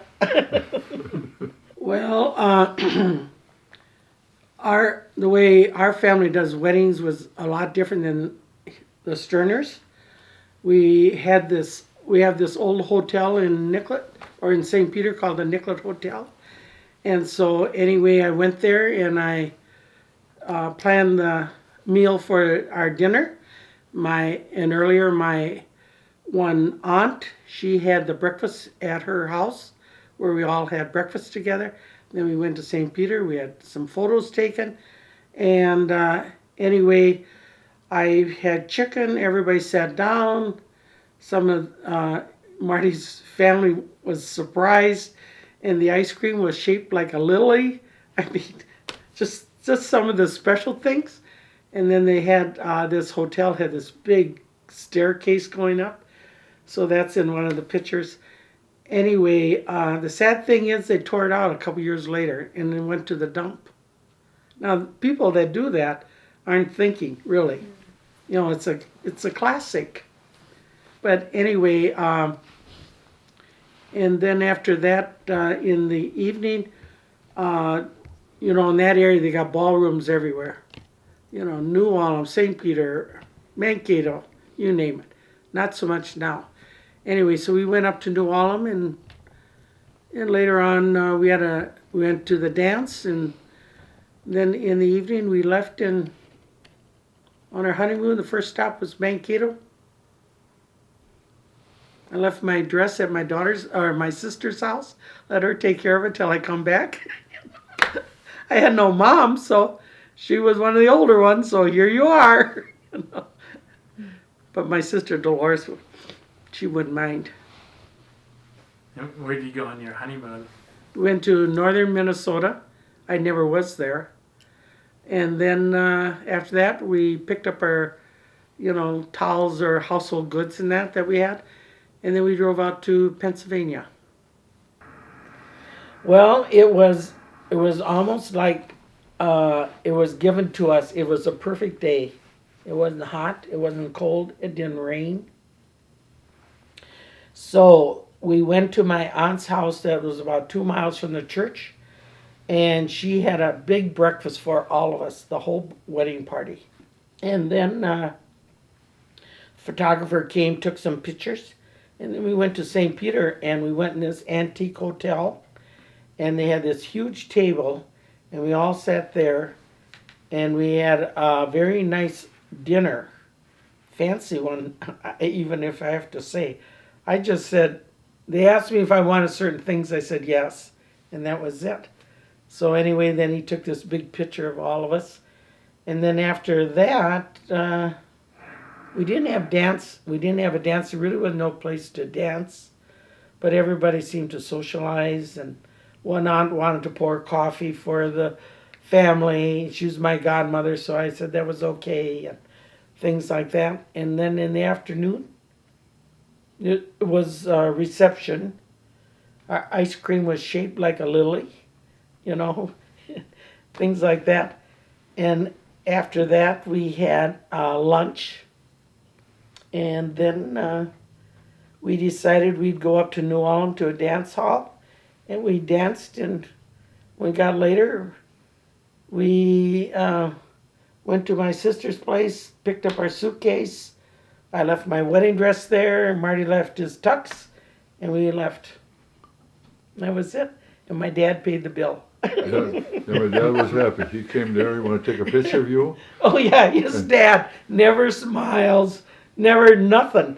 And he told the photographer, "I want a picture with her." In our area, the husband's parents take care of the booze, and the bride's parents take care of the food. Well, your dad took care of everything. Mm-hmm. Yeah. The whole thing. Yeah, It was a nice day, beautiful day. My grandmother was there. I don't think my other grandmother was there.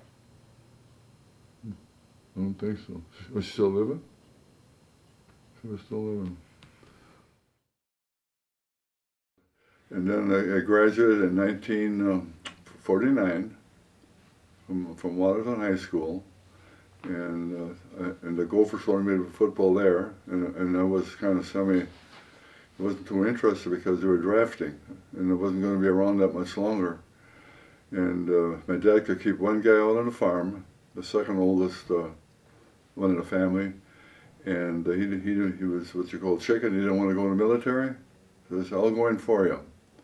I signed up for the Air Force. I was number 200 on the list. They were drafting, so.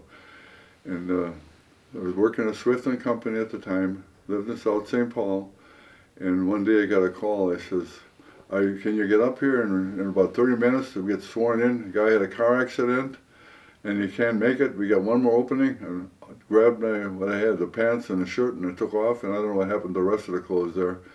And I ended up in Lackland about 2 hours later. And then in 51, and then in 53 I got married, of course. And I was, the fiance says, "I'm not going to get married till I make sergeant. I made sergeant in 8 months." I said, "I'm ready." "I'm not." She said, I'm not ready yet." So 2 years later we got married. And that was the storyteller you were just interviewing, so. Well, yeah, she said there was, I think 2 or 3 years of letters back and forth, right? Every day we got a letter. I wrote one and she wrote one, and I think she still hides them somewhere. I don't know what she's hiding them for, but it was nice. Being in the military, and I was a staff sergeant at the time we got married, so I could take her with me wherever I left. And then he said, when he got out of basic, he said, "Where do you want to go?" Iraq or Iran or wherever, no, Iraq and Afghanistan. Where do you want to go? Munich, Germany, Sydney, Australia, Melbourne, Australia, Istanbul, Turkey. I said, well, you take the family. I know you can't go to, a career anywhere. So we took the family. Munich was open, so that's when I applied for Munich. Put 3 years in there, and then I came back in 55, 4 years in the Air Force. Worked at Wicker Swift and Company, and I said, no, this doesn't seem to be a lifetime job for me. So I re-enlisted, and I went and put my notice in the Swift and Company, and I worked there after a week, and I got a check for 5 weeks. I said, what's going on? I only worked a week. I said, we give a week pay for every year you put in the service. And you put 4 years in the Air Force, 4 weeks pay plus the week you worked. So, thanks for volunteering, goodbye. So that's, and then I re-enlisted because I kept my rank for 90 days. Oh, wow. I went back in as a staff sergeant. So, and then when I went in, I applied for flight training, and I signed for a class, and then I lost my 4 front teeth. They said, you're physically disqualified, and all I went. So I never did fly. And then the first term I was over in Germany, I went to night school. I got my bachelor's degree, and then the Air Force said, "Do you want a commission?" I said, "No, I'm not interested in a commission." I looked at the second lieutenant's pay and what I was making at that time. It wasn't much different. I said, I wouldn't want to go through this monkey business stuff again. Who ranks out in the Air Force? Once you're a master sergeant, nobody tackles you. They let you alone. So that was my first tour in the Air Force. And then the second one I went to school, night school again. I got my master's degree in Munich through Boston University, and then I got my teaching certificate. They said you need teachers. Didn't need them too bad. I come back and I didn't have my doctorate degree, but master's plus 90, and they said, well, we can't hire you. I said, why not? We can get 2.5 teachers out of Mankato. I said, what the heck does a half a teacher look like? One leg, one arm, what's a half a teacher look like? Well, no, we can't hire you because we're getting out of Mankato cheaper. And then I said, what if I don't need the money, I retire, get my retirement check, and I don't need the money. What if I just say you got a bachelor's degree? Well, then we'd have fired you as soon as we found out you lied on your application, so you couldn't have worked that. So when I retired from the Air Force in '72, I did volunteer work from then. In the Air Force, well, my brother, they call him Chicken. He didn't want to go on a draft, so and my dad could get one out on the farm, farm duty, and so I signed up for the Air Force, but then I never got drafted. I got called before. Like I said, the list went down fast from 200. And yeah, and that's in my Air Force time, the E9 trying to tell me what to do, and I told him I was bigger. I could have got court-martialed, but I never did. And basic training. Do you want me to pick up cigarette butts? I said, I don't smoke them, I don't pick them. Get the smokers to pick them, and they were going to court-martial me. And I said, I never had one. Why don't I try it? Oh, well, just pick up those McDonald's wrappers. We'll make the smokers pick up the butts. I could never figure that stuff out. Why should I pick up cigarette butts when I don't smoke? And then he got out of the Air Force. Then we lived in St. Paul for a while, and he had a job with insurance, I think. anyway, he had another job, and then he went back in the Air Force, and he ended up going to Washington, D.C., and from Washington, D.C., he got in the intelligence field, and then we went to Germany.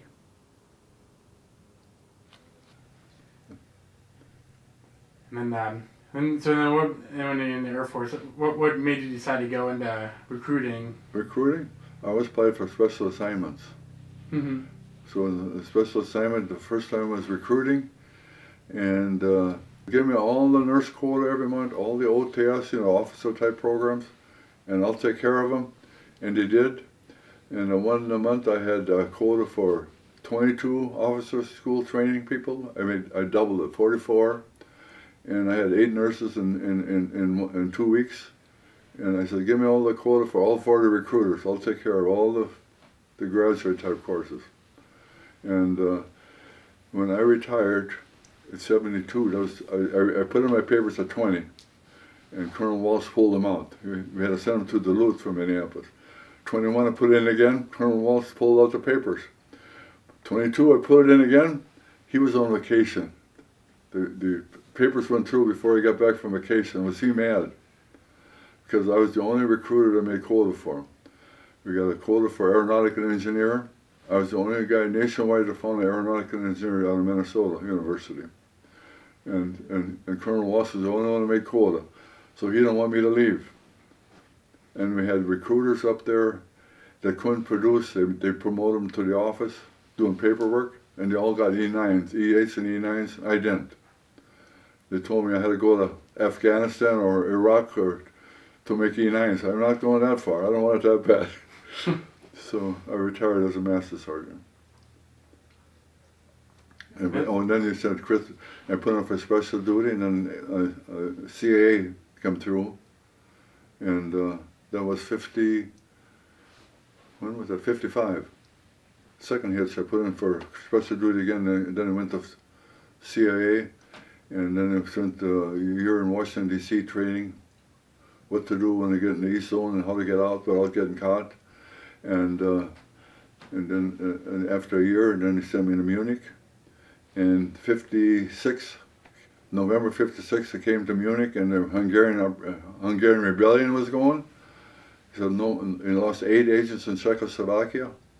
No more agents can go into the East Zone. We couldn't go. I could go to Vienna and stuff like that, but not in Czechoslovakia and Hungary and East Germany.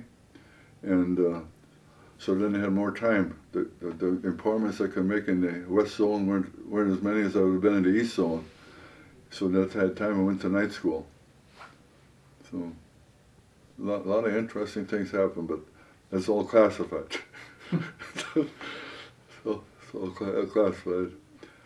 And of course, I've been lucky. I flunked out of flight training, and some of the people that were in my class got shot down by MiGs. And so they say I was like Wally Ulrich. I got hit in the head with a bullet, and it went through my shoulder, and I was in the hospital, and my buddies got killed in the Battle of the Bulge. So Matt, the other guy that was in the Air Force, was down, and he said, how come he thinks he's lucky he got hit in the head with a bullet? Well, his buddies got killed in the Bulge, and he's still living. He just died at 94 now, so. So that was. I think wasn't another story too, like you were checking the mail every day, and then one day you didn't check it? Yeah, well, the one guy I checked my mail that day got blown up, but that was, that could have been me. So anyway, lucky me. Marty knew how to speak German, but the professor called it kitchen German. A lot of the words were not correct. And that's true. It's like people speak Swedish. It's not 100% Swedish. There's English thrown in and mispronunciation of it and that. So anyway, then he went overseas to Munich. He worked in this office. And then he went to school, the University of Maryland, took German, and From there, he was still in the intelligence field. And was that ever, I guess, like, were you ever, like, fearful of that? Like, knowing that he was in intelligence and, you know, obviously, like, you know, the conflict with Russia and the Soviet Union at the time? Like, was that scary for you, that knowing he was in intelligence? No, I think it's because, you know the rules and you follow. If you follow them, you don't have any problem. You know, like we had a car that was provided for us. And one thing is, if you're in that field, you do not get involved with a woman, a German woman, or a foreign woman. You get kicked out right away. And they're put in there for getting information in the intelligence field. That's why when you hear about this one Russian woman in Washington, D.C. and New York, and then they put her in jail for a while, everybody thought that was really odd. Well, hell, she's in the intelligence field. She's over here to get information on America. Finally, we sent her back to Russia.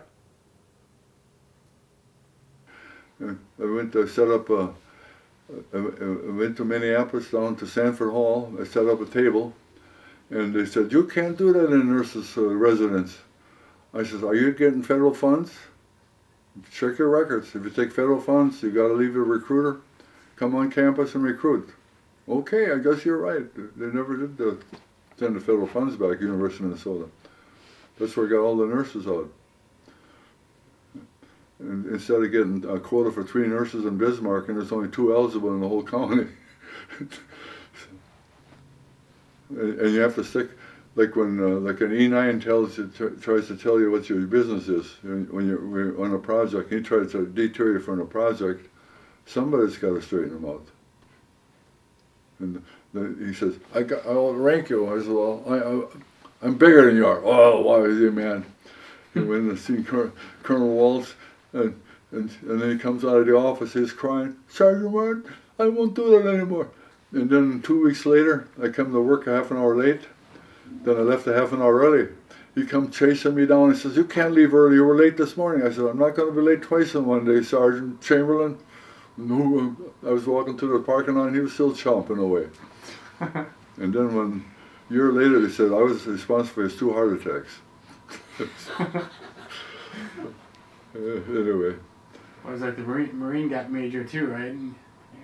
Oh, that guy. Oh, and when we worked from the federal building, when I signed up the people to swear them in, and you're walking, I didn't put my hat on. And the Marine major comes out there, "Sergeant, where's your lid? Lid? They're all at home. My wife does all the canning." Oh, then he was mad. He called Colonel Waltz. He said, "Sergeant Sterner, you missed, let's say, he didn't respect me," he said. And Colonel Waltz said, "Let my sergeants alone." I never heard from that major anymore. I didn't have a hat the last 8 years I was in the Air Force. It blew off and I wasn't going to get another one. It blew out of the back window of the car. So anyway, so then they say, "Oh, you've been lucky. You could by court-martial." Well, you got to stick up for principles. Like I can't sign up people in the church when mass is going. If it's making a living, I signed up more people in church.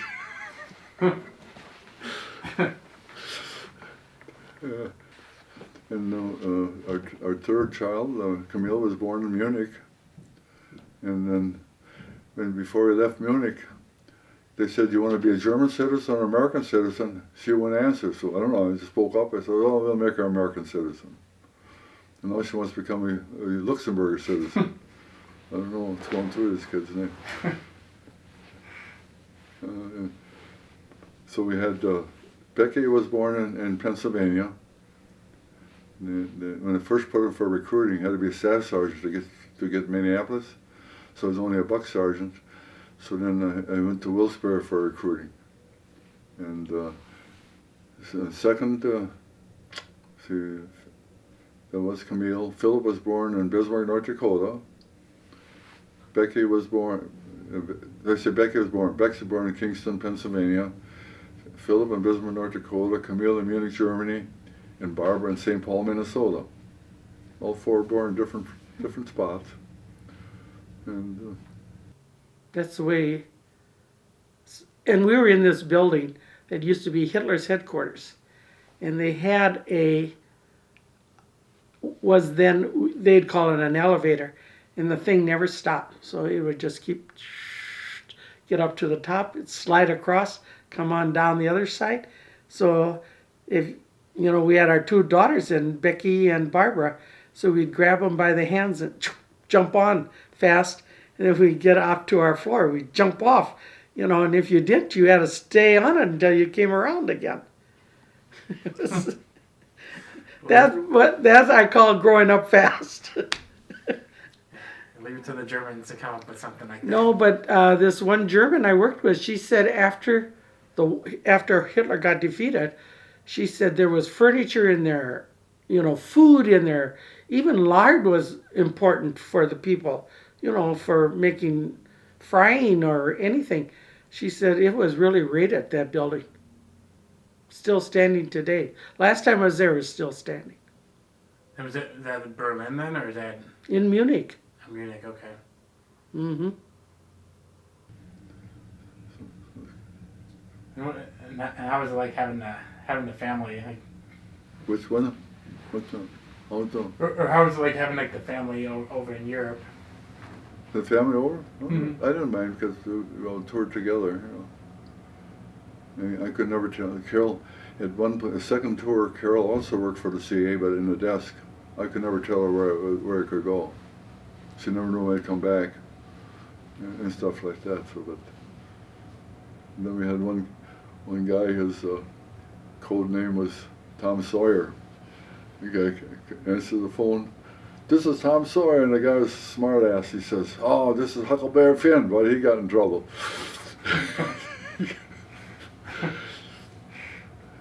Anyway, I worked 8 years for the CAA and 12 years in recruiting. And there was 1 year in Mitchell Air Force Base when I was single. And Colonel Callery had to get 4 hours of flight training in every month. So once a month they'd say, "Sergeant Sterner, you want to fly to Minneapolis this weekend? I get some flying time in?" I said, "Oh, he'd hop on a plane, go to Minneapolis, land at Naval Air Station in Minneapolis and St. Paul there, and then Monday morning we'd fly back. Every month I'd come home." Oh, that was when you were in Pennsylvania. Yeah, right? I was single, yeah, to visit my fiance. That made it pretty convenient, though, right? What's what? Well, made it pretty easy to come back every month. Yeah. And you also went to a lot of the games, right? Like the Yankee games. When I was stationed at Mitchell Air Force Base in New York, we could take a subway for 10 cents to Times Square, 10 cents there and 10 cents back. We could see all the movies on Times Square, plays and stuff. And the Dodgers were playing at Ebbets Field for 10 cents there and 10 cents back. We'd see a ball game, and the military got free tickets to go to ball games. We seen the Giants. We could see the Giants for 20 cents, all the Giants. And then was it 13? The Brooklyn Dodgers were there. Yeah, see all that. And then we could take things to Philadelphia on weekends, and not too far away. I don't know what's so important as seeing the crack in the bell over in Philadelphia, but we don't know where to see it. So, and then from Munich to go to Italy and stuff, to go through the Brenner Pass. We go through all over Europe, France, Italy, and of course Austria, and we were there 2 tours, and we never seen the Passion play. It's always on even years. So we had to go special over there to see the Passion play. Right. It was all night in 2010, and 2020 it would be again. So we were never over in 2010, so we went over there to see that. And I tested a German over there. In the one apartment building above us was a staff sergeant married a German gal, and the kid was running around without diapers on all over the second floor. He peed over the balcony, and the guy below, when in his beer, was he mad? He went up there and said, "Hey, your son peed peed in my beer. He says, here's a quarter, buy yourself another bottle. Another bottle of beer. Everything was pretty classified. The only thing we could discuss is after Gary Powers got shot down on U2, then we could discuss it. Otherwise, it was top secret. So, and why he didn't, why he got captured, I don't know. Because if he pulled that plunger like he was supposed to, he wouldn't have found any parts of him anywhere. So he went down with millions of dollars. And then he got released. Oh no! Then when Powers got released over the Mannequin Bridge, we went over. We took a tour over there where they released Gary Powers, and we released a big Russian spy. And then when I was with the CIA for 8 years, Alan Dulles was the CIA director for all 8 years. And when he came to visit Munich, we had a meeting with General Galen and Alan Dulles, 6 blocks on the whole path going down where he went to the safe house. So we had a meeting. We had guys stationed with machine guns on top of those buildings for safety, for security. And now you got a president, he's blabbing all over, don't take security serious. But, and we hired this one corporal to guard this one house, this one police.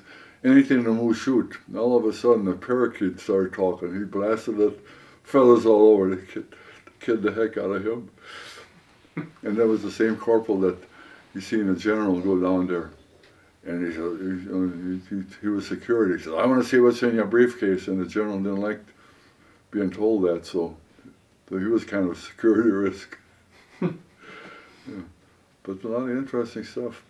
And then where Carol worked, this guy was supposed to, in the motor pool, and he came to the safe house, he's supposed to bring all the money, millions of dollars, and the guy that's supposed to do the checking on the vehicle run out of gas. Oh, he was peed when he came back, because with all that money and it run out of gas in a way to deliver it. So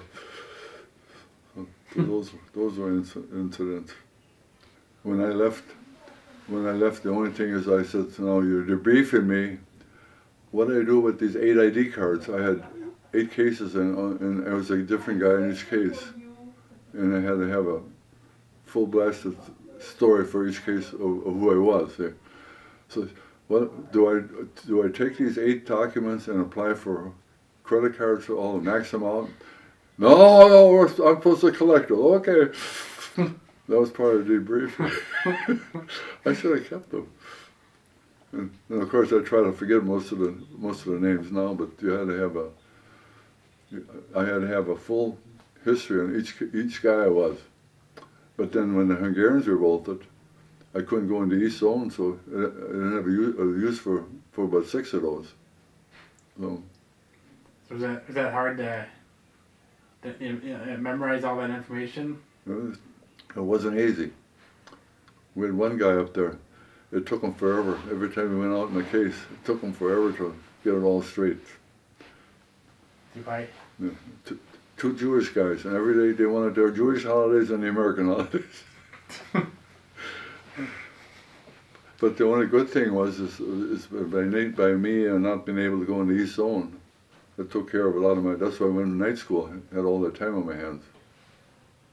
I suppose, even just like the risk to your own life, probably, it went somewhere to weigh a little bit. Yeah. Without having to go in some into cases, Eastern you could have a meeting in the West Zone, Mm-hmm. But those were. But I suppose you were even recruiting for them, right? You were recruiting, agents. You find out what they know. No, find out what they know. Yeah. You don't have to pay them much, but. So anyway, probably the hardest thing was when you can't tell your spouse where you're going, But she adjusted. So, but that's good. Everything is classified, except Trump. He puts it wasn't classified. He puts a C on everything, so he classified everything too. So. Yeah. Oh yeah, he's tied in with the Russians, so. I don't know what a person does in the military now. You're commander in chief. How do you put up with stuff like that? You know, if you active duty, you got to do what he says, right? Oh yeah, they're saying there's a lot of polls out there that say there's a lot of military people that don't like him. You pull the troops out of Syria, and then next thing you go and bomb somebody in Syria. That didn't pull all the troops out, right? Yeah, so anyway, Mm-hmm. yeah. Can't in the military you can't talk about the commander in chief, but I'm not in the military now. Then we'd go on little trips on weekends, like we'd go to Birch's Garden. It was where the Germans did gave him a birthday present where they built this like a resort or a cabin, a good way to describe it, on top of the Alp Mountains, very top. So you're up there, you can see Austria. It's right next to it. It's like these two peaks. This is Germany, this is Austria. It's a stone throw. Well, anyway, to get there, you drive to Birch's Garden, and you get on this bus. And the buses are made to go up that road. Not anybody else's buses, but those. And they're made by Mercedes-Benz. So that tells you they're expensive. So they have the road. It's the most scenic route in the world.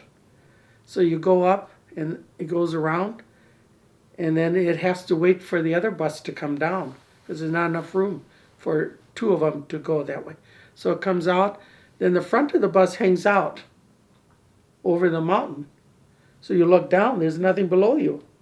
Some people just get freaked out because they think, oh, you know, you're not gonna fall out of a bus, you know. And then when that bus that's supposed to go by at a certain time goes, then it comes around, keeps going up the mountain until it gets to the top. And then when it gets to the very top, you get in an elevator and it takes you through the mountain up to the very top. I recommend that for anyone that goes to Germany to see that. A lot of people don't, but it is on the mechanic and the engineering to do that. And that's leave it to a German. That's true. Like a Frenchman is a cook, American is a lover, a German is a mechanic. You know, it just it's life. So anyway, yeah, and since we have left, Hitler further down off to that road where the buses went, they dug up a lot of his records and all that information that was unknown for a long time. I thought it was interesting. Instead, a lot of the guys that I was in the Air Force with, they were drinking beer. They had a bigger pot belly than I had, and I was going to night school. So, and then one apartment we had over in Munich, we had maids' quarters, so they had an extra bedroom and all that stuff. And she was damaging more stuff than. And we come home and Becky and Barbara say, "You know what the maid did? She dropped the iron on the floor." So we fired the maid, and we had this bowling alley. The length of the 4 bedrooms would be like a bowling alley. We got this plastic bowling alley set, and they bowled that thing down there and have a bowling alley set up. Speak German. Yeah, David's pretty good at it. Becky's taking German class now. Marty was teaching the younger ones how to do it, but I think they lost interest in it. But if they ever want to go back and learn German, Marty'd gladly teach them. Yeah, we used to do German classes growing up. We had the big cards. What is colors? What is numbers? And did you do some work over there? Like, did you do any work for the Air Force at all, or CIA? Mm-hmm. I did. I used to go to work where Marty was. I used to have to type. I was a receptionist. If people wanted to get in the office, they had to show a pass. And if they didn't show it, I didn't open the gate so they couldn't get in. Like that. And you would do that like while like the kids would be in school, right? And then you'd have that Or job. we had a German babysitter. Okay. And if she broke something, before I got in the house, I had two little carriers, or two little, whatever you want to call them, tell me the news. Becky and Barbara. You know what? Amelia, did she dropped your iron?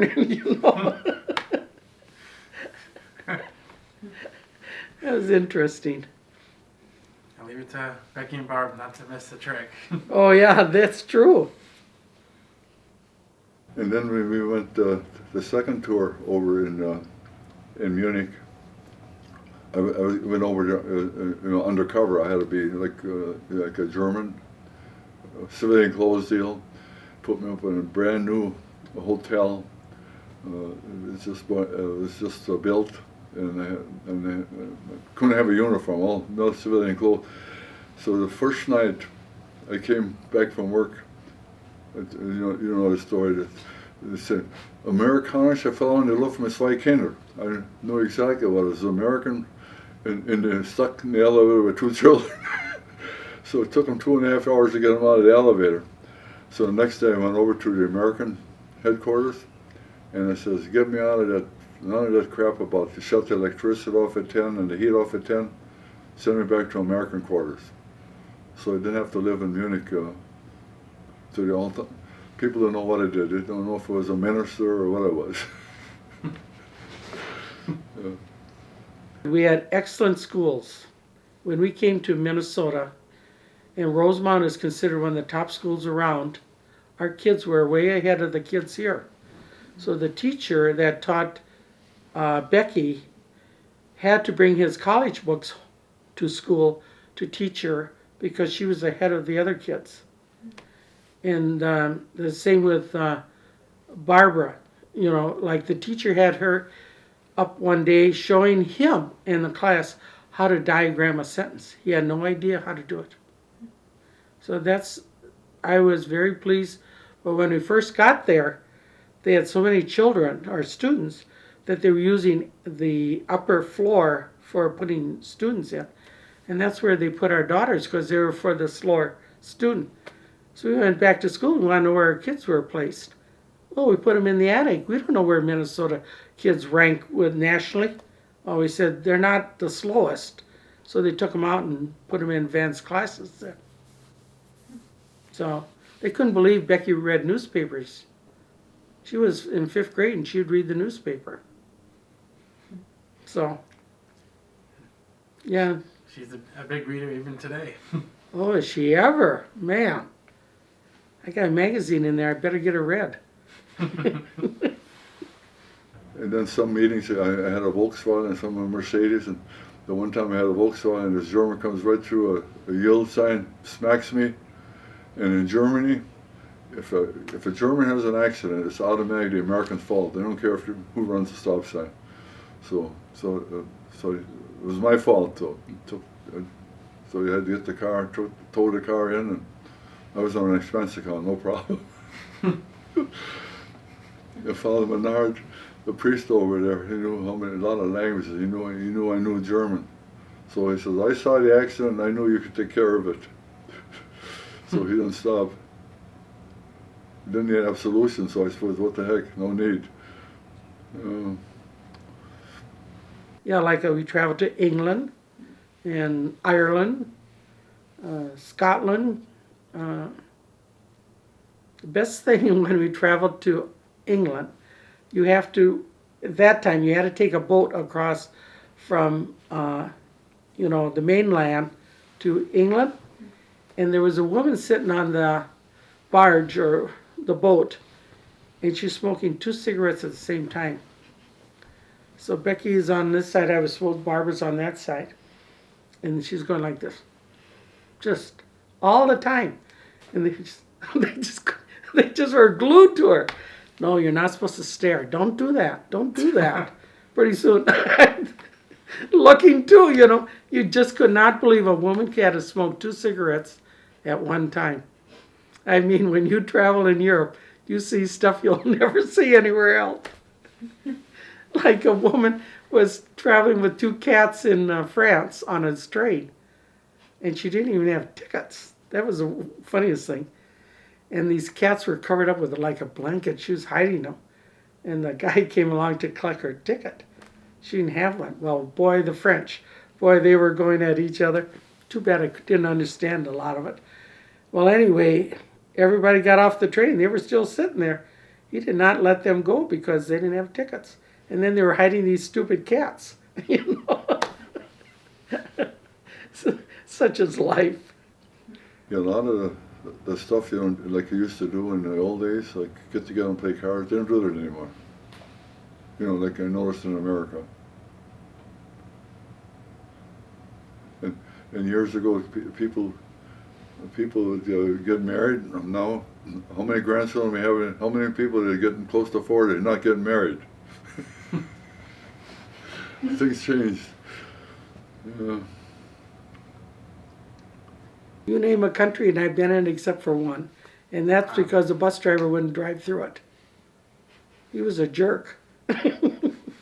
He's from Austria. I don't want to go through there. It takes too long for them to check out the bus. Okay. I mean, we traveled with the little kids. You know, they were good travelers. And even Camille, when she was a baby, we were in Italy. And I just put her on the bed, gave her bottles. She drank the bottle, went off to sleep. Next morning, she was up and going, and she wasn't even a year old. You know, a lot of children wouldn't do that. I mean, they would be fussy. And we were in this Italian restaurant, and she was a little blondie, big blue eyes. And Italians are black hair, dark eyes. You know, she just was the opposite. Oh, they had to show everybody our bambino. That's Italian for baby. She still has blonde hair and blue eyes.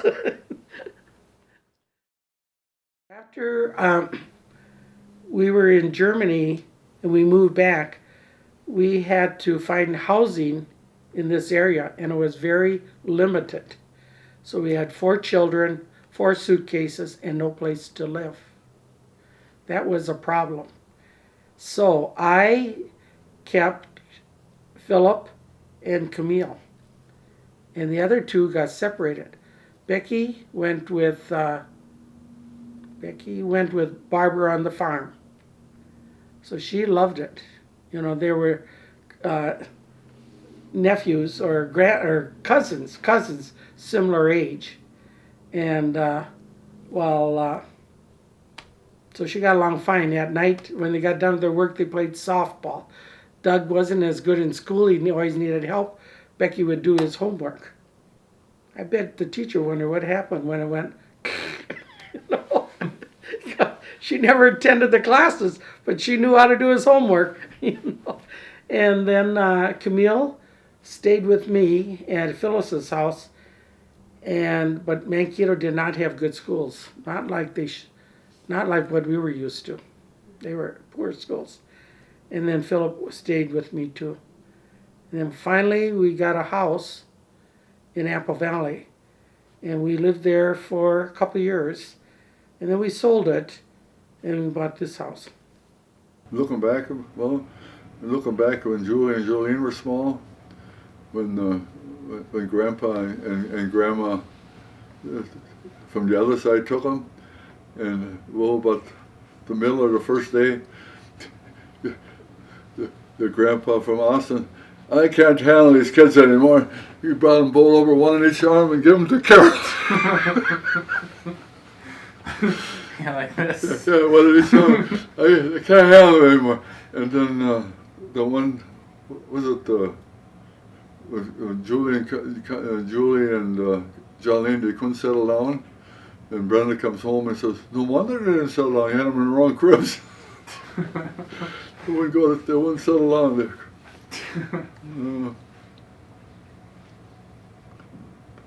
But then We went to Iowa, weddings down there with Camille and Mark, and the grandchildren went there one day, and Iowa got a 5 cents a can on those pop cans, and they come and they had the whole bathtub filled with cans. They turned them in for a nickel a can, so I think they got like $50 out of it or something. They don't clean them out of the bathtub, so Carol had to go and clean that out. So, and then we stopped by Okoboji, and Carol found a t-shirt, a Ritz t-shirt. So she got a t-shirt, Ritz, I don't know what the Ritz t-shirt, that was her maiden name. I got suckered in when I seen Ritz. She's got to be in the cracker business, Ritz crackers, or the Ritz hotels. I found she's just a farmer. I got snookered on that one.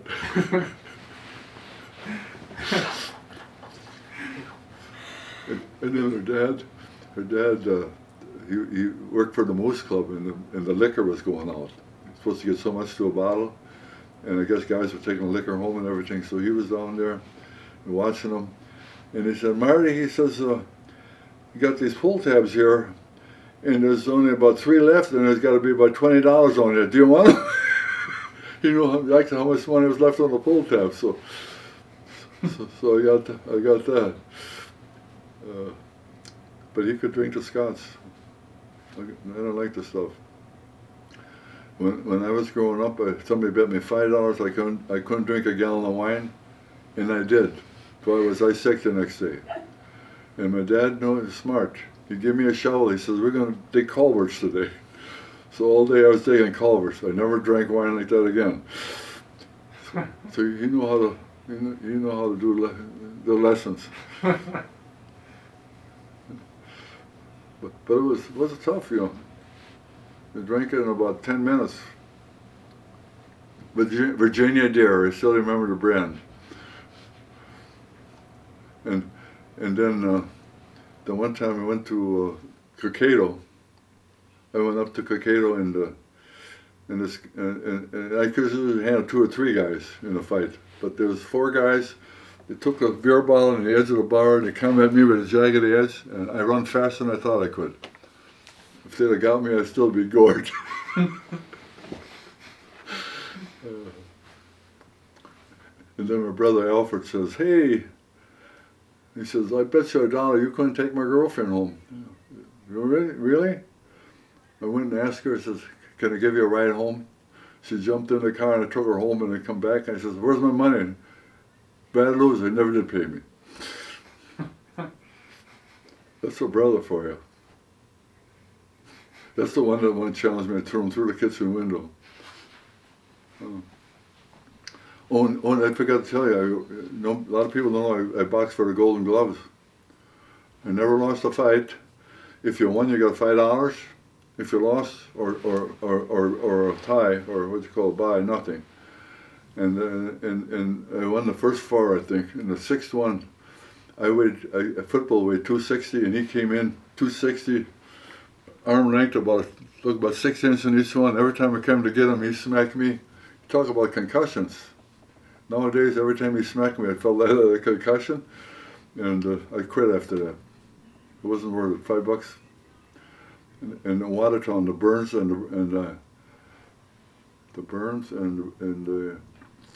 another two Irish families. They all in boxing. Oh, you got to go up and box. So $5 a crack. Those were the good old days. And growing up on the farm, we used to help the neighbors and stuff. We got $0.25 an hour. Help the farmers and work for them. Good money in those days. In this house, we were the first ones that lived in this house. It was a, not a rental house, but it was a house that was open, you know, like a new house. You know how they have houses? Spec houses, I'd call it. So. My lovely bride, she went to St. Peter once or twice a week, working in the history department down there at the History Center.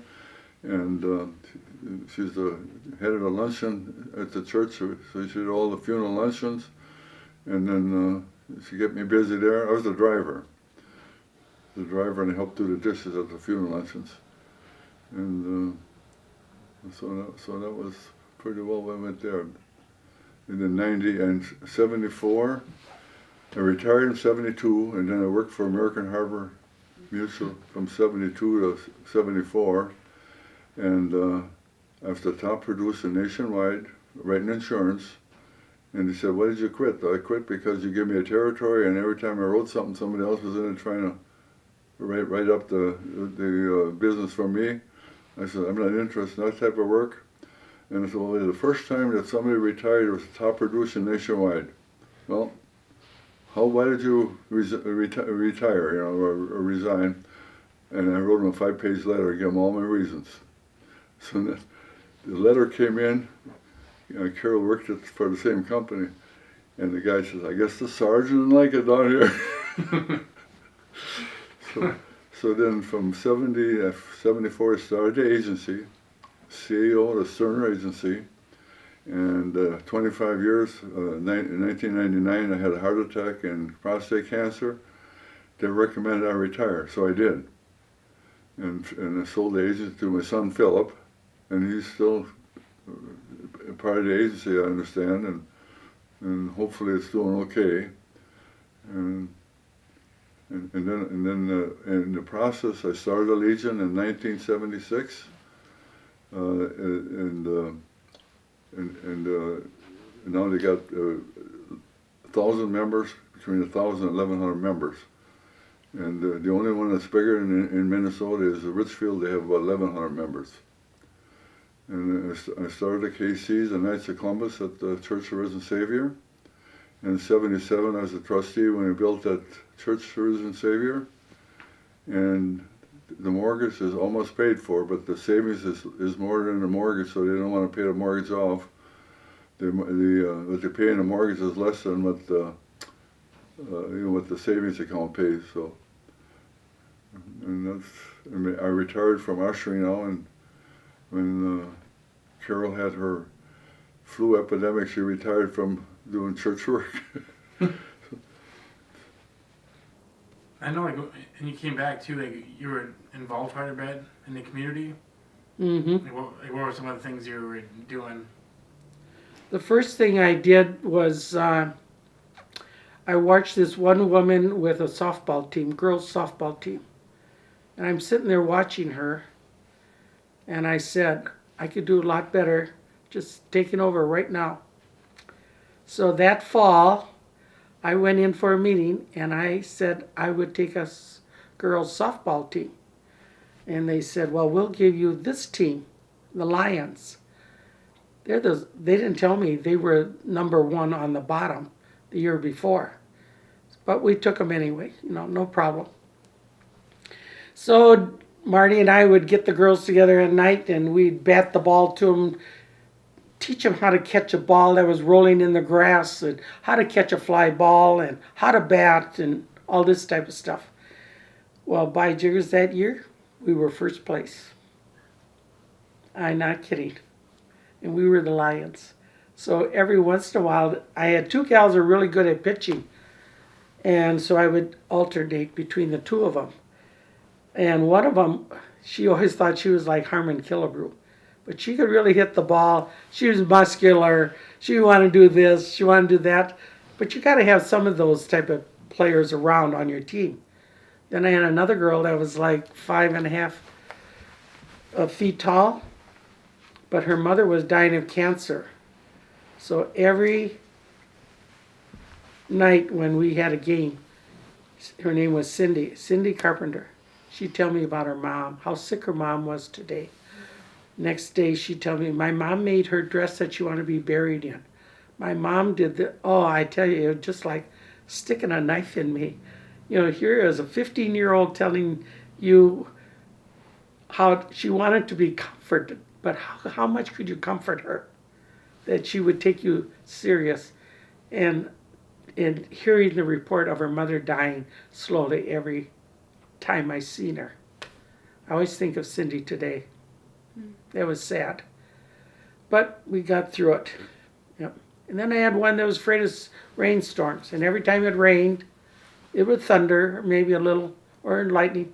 She'd grab my clothes, hang on to them like this, wouldn't let go. And they were always supposed to pick up the bats, the balls, and all this stuff, put them in the bag. No. Everywhere I went, that gal hung on to me. She did not let go, period. It's amazing what you see coming from other ones that use you for support. And then I had them the next year, and we did well again. Then the third year, they asked me if I'd do it again. I said, no, it's time for me to move on. I didn't do it anymore. I think I helped them tell them which was the good players and the mediocres. But then was it. But then my girls were older, and things like that. Then I had this house. Suppose I want to do things in it. Then I helped at church, funeral lunches. I did that till I got pretty old. I had to find workers, I had to buy food, I had to organize the lunches. Yeah. And now I'm still busy and I don't do either job. Well, in 74, I started a business. 72, when I retired from the Air Force, then I worked for American Harbor Mutual as a insurance producer, and I was the top nationwide. And nationwide, big deal. They made it on 100,000. Well, now they're all making $1 million doing the same job, I guess. And then I quit that job and I figured go on my own, because my goal was 2 applications a day. If I don't have 14 by Friday, I work Saturday and Sunday. So I did 14 applications a day, and after a year I had so many accounts I couldn't get out selling because processing claims. That's where I made my mistake. I hired Ed Corba. Ed Corba, and then I found out later, people would come in and pay the insurance. He said, if you pay by cash instead of a check, I'll give you 10% credit. Took the cash, put it in his back pocket, and then they billed the agency, and the agency paid. So the 1 year they figured at least he took 31,000 cash out. And I took him to court, but that was a mistake. But you have to have a goal, like you do in recruiting too for Air Force. Work your plan your work. And I think I made my 14 hours by Friday. I didn't have to work Saturday and Sunday. And I took the church book. I had every usher signed up, and I went through the list of most of the parishioners I had signed up. And then Father Cussler came back one day. I don't think you should be signing people up during Mass. I said, Father Cussler, are you going to deprive me of making my living? Oh, I guess it's all. So then they offered, I was going to sell the agency, and at that time, agency was selling for 2.5 times. So the commission was $250,000 a year. So the value of the agency, they figured $500,000. So I sold it to my son for half price, $250,000, what the appraised value was, because I figured he had some accounts in and all that stuff. So since when I sold it, I signed this thing. Don't get involved in the business. The financing, yes, but not the business end of it. So I don't know what's going on there now, what the value is. It should be worth about $5 million by now. Because if I got it up to 500,000 in 25 years though, yeah, the value at that time was 500,000. So then in '99, they said when I had prostate cancer and heart attack, they said, "Oh, you should retire." Well, I thought it was a good idea. Maybe it was, maybe it wasn't. I don't know. Mm-hmm. So how many Saturdays and Sundays did you have to work? How many? Which one? Well, if you didn't write the business and during the week, how many Saturdays did you have to work? None. I was made up by Friday. Yeah. Wow. Yeah, my father Menard came over the night before his sister died from cancer, 36 years old, and he said, the one thing about cancer, they suffer on earth, they go to heaven, they don't suffer in hell, And then they got a call and said she died, and how in the heck do you know anything about her, I don't know. He was like the He was tricky though. angel coming to tell you, you know. But the first tour he came over, they always want you to adopt a boy. He had $3. Ah, He really? always wanted me to adopt a boy. What kind of boy do you want? Well, I want an Irish one. I said, with black hair, you know. So anyway, we came back, you know, I don't know, a couple months or half a year, came back, and Father Menard was still there, and he was at the chapel. So we went to him and said, Father, we have a boy now, so I don't need you to adopt a little boy for me. And he laughed, you know, and he thought it was nice. And he said, well, he said, you're American. He said, you'd make a good mother, so I would get a boy for you. But he said, the ones that are married to Germans, I would not adopt a child for them. They're not good. They're parents. not good parents. And he adopted multi-children. He had a Mercedes. It wouldn't be allowed in America. And the kids would be laying across the back seat, 4 or 5 of them. 4 or 5, you know, wrapped up in little blankets so they, you know, could stay more solid. And he'd go around and he'd adopt those all in one day. So he's always adopting babies. But I'm lucky you had your own though. That's the good part. I didn't need any of his babies. You had enough of your own, right? Yeah, I did. So where did you get your drive from? The list? Oh no, where did you get your drive and your ambition? Where I got the ambition? Oh. Mm-hmm. Well, you just gotta, like you have to plan your work. Work your plan. Yeah. And you have to stick to the goal.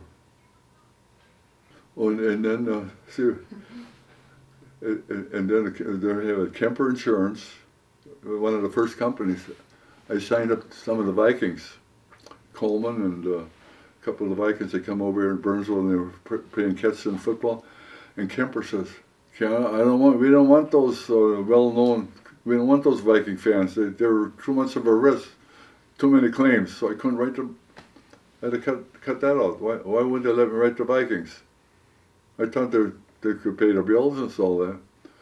But then I can see why. Was it Chamberlain or one of those guys? He never tipped the pizza guy. They figured everything is free. Oh yeah, Kevin Garnett. So then that makes sense, but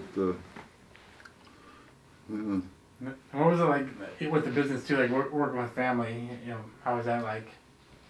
which one? How is it like working with family in the business? Families? Oh, you're working with family. With family? Like, you mean relatives? Or Yeah, you know, like my dad and Uncle Mark. That's okay. Like everybody didn't have the same goals I did. Work, but then Mark was good with computers. Philip likes to sell, but they could not get along. Brother-in-law. If they could have got along, they would have had a good business. Because Mark could whip his computers out and his applications out just like that. Mm-hmm. I don't know what the deal. They couldn't get along. But like my brother Tom had one right, because he read his policy, homeowners, that vehicle damage in the garage door is covered. So he needed a new garage door. So he puts his car in reverse and rears out and knocks the garage door down. Insurance covers it. I said, that's fraud. That's not what they mean by that. So I wouldn't write him.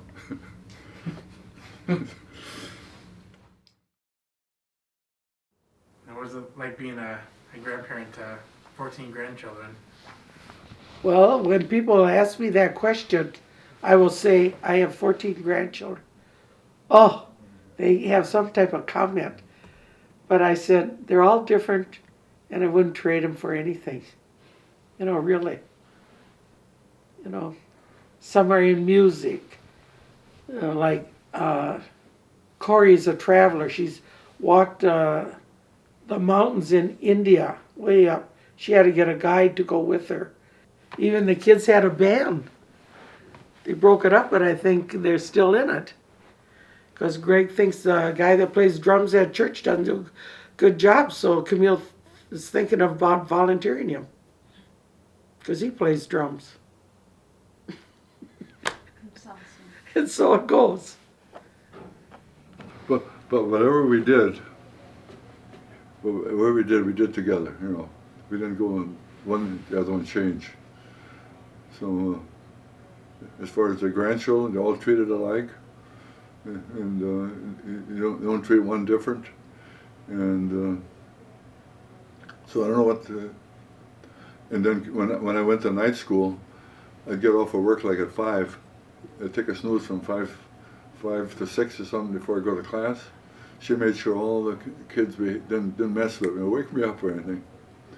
So, and she liked to travel. I didn't particularly like to travel, but I liked it because she liked it. See, that's basically it. She'd like to take tours here and there, and she don't like pizza. I like pizza. So what's the difference? Yeah. She had money and I don't. What's the difference? You know. She wants to volunteer down in St. Peter. Like I think it's like 70 miles one way, like 140 miles round trip. We go down once or twice a week, and the KCs have a deal. Put down all your donated mileage you do. I kept mileage for tax for IRS. I put those down and sent them to the Knights of Columbus. So you're lying. No way can you put that many volunteer miles on. So I don't give them my report anymore. I'm telling them they're lying. We kept the book and all the miles I put down for. And once or twice a week, so you go down to the History Center in St. Peter, and you go in there. It's right on 169, and they all run in and show the books that Carol made. About 50 books. She alphabetized all the funerals and the weddings, and they had from 1940. Let me see. They were all yellow in the newspapers when she went back there. From 41 all the way up to there. So she had a lot of the families they have when they got married, when they got in the funeral and everything on one page. You go down there and they have all those binders lined up, and the guy that's in charge says, "These are what Carol made up." Cool. Oh yeah, when we went there a couple of years ago, and Yeah, a couple of years. they all knew her. Like, oh, Carol. Yeah. So that,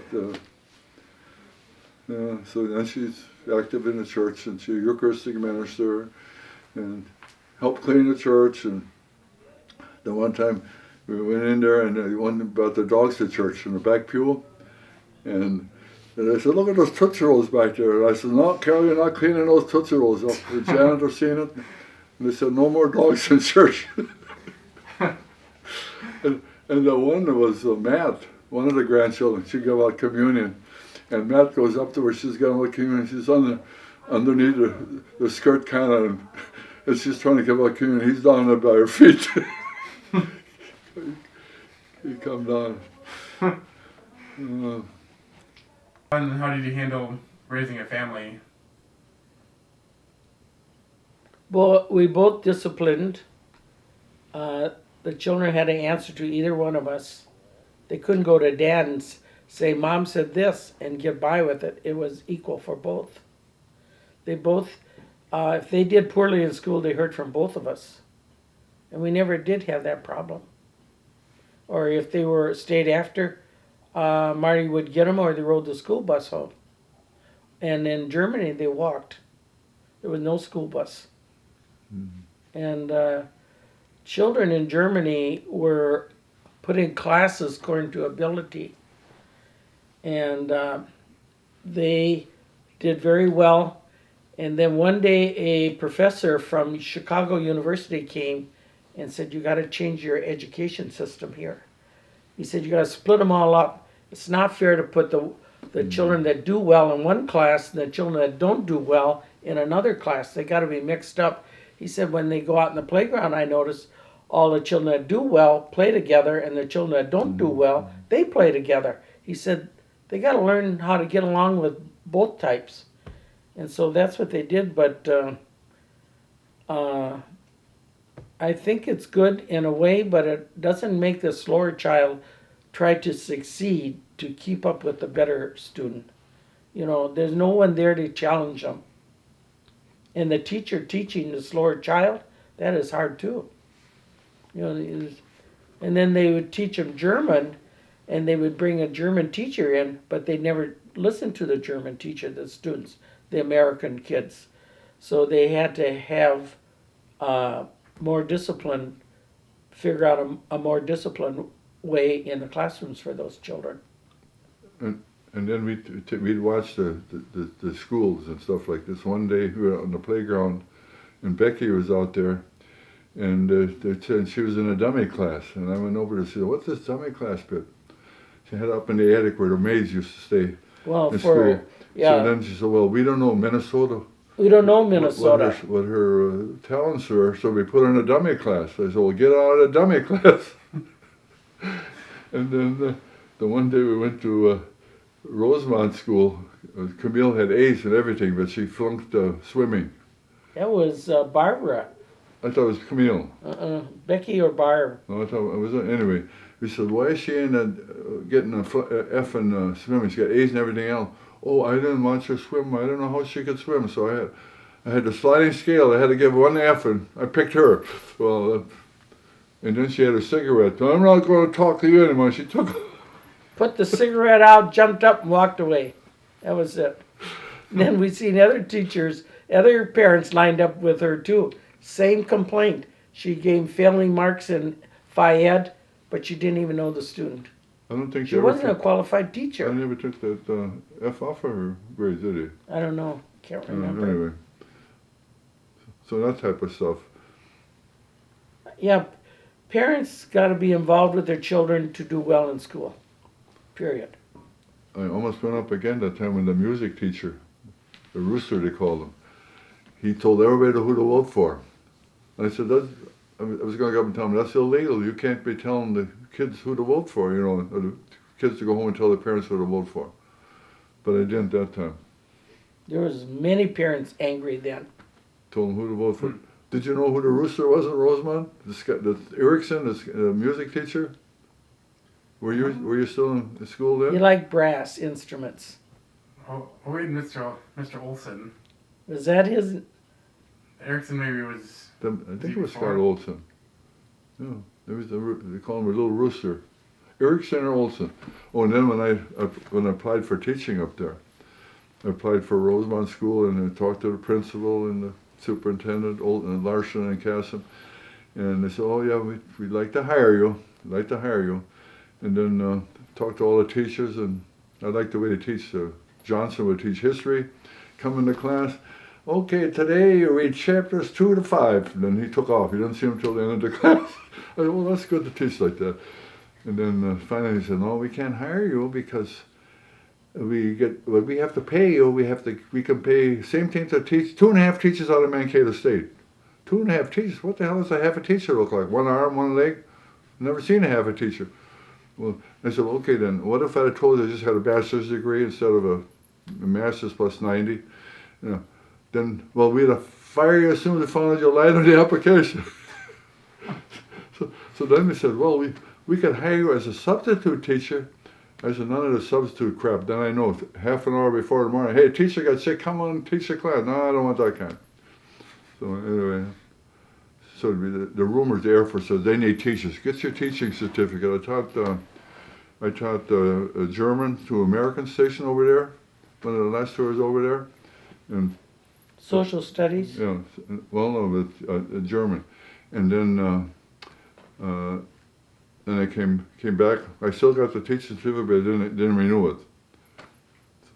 So then to get my PhD, I would have had to go to Boston University for 6 months with this professor. He couldn't do it over Munich. I never did go get it. I should have. And it would have been, everybody else in the family is about a doctor, you know. Was it Barbara's a doctor? Retired doctor. Camille? Camille's a Camille's doctor. a doctor. Yep. I'm a half-ass. I could have been a doctor. You're like Becky.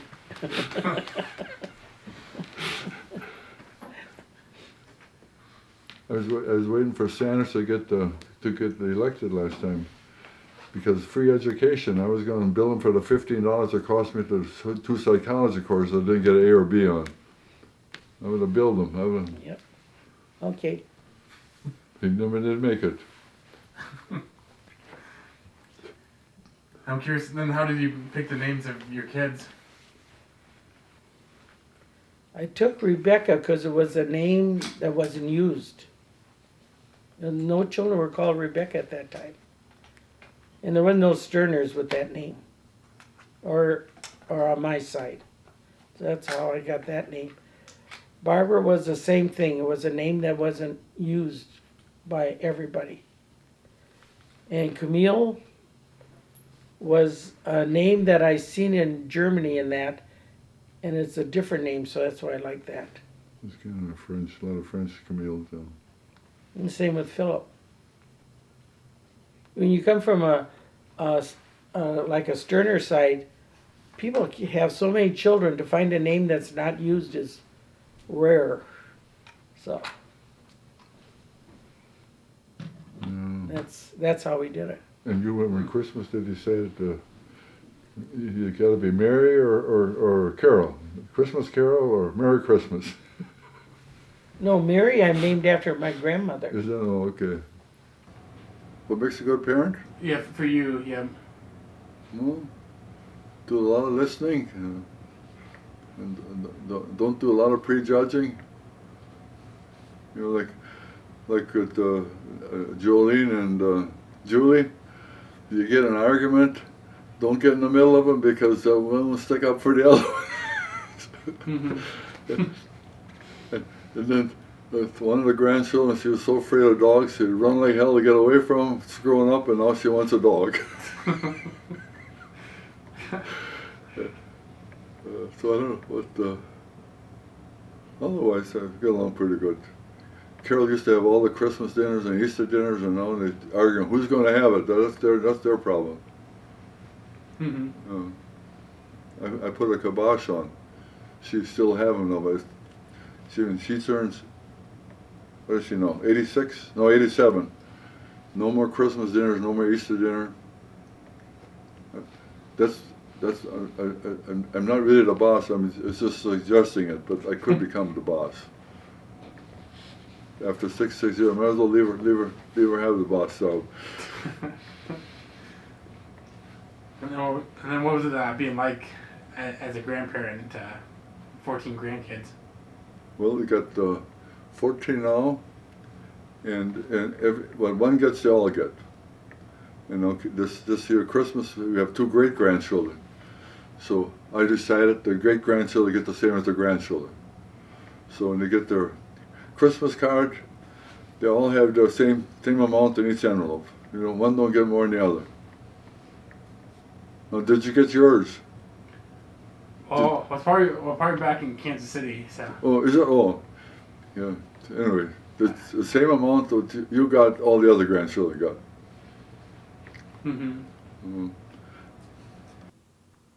I've been in more ambulances lately than you can imagine. Like Camille, she was here to take me to Madison, Wisconsin, where Danielle was graduating from the University of Wisconsin.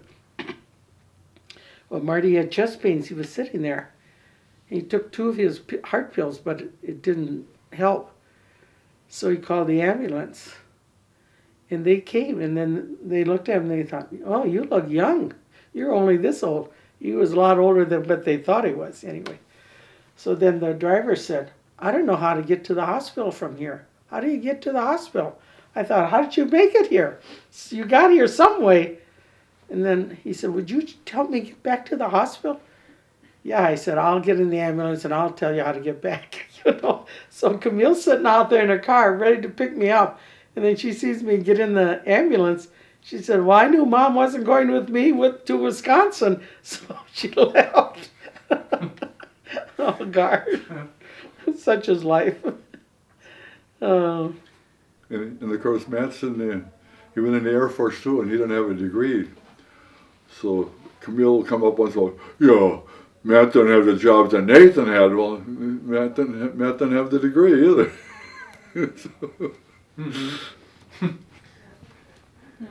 Did you join the Air Force because I was in? Did that influence anything, you think? Yeah, definitely. Mm-hmm.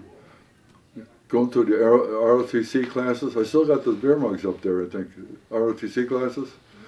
When we went to Marquette and Milwaukee, so when he got this ROTC classes, and then he still got those. I think we got them up there. Still use them. And then went to Munich.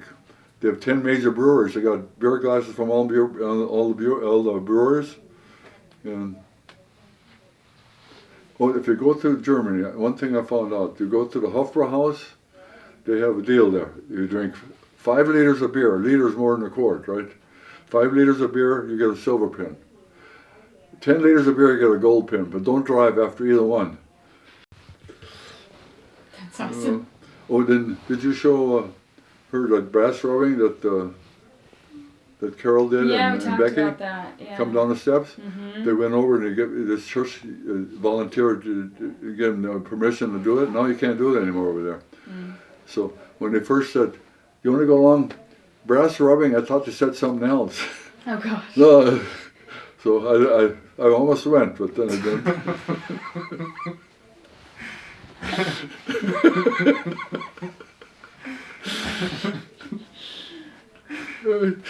Well, on that note,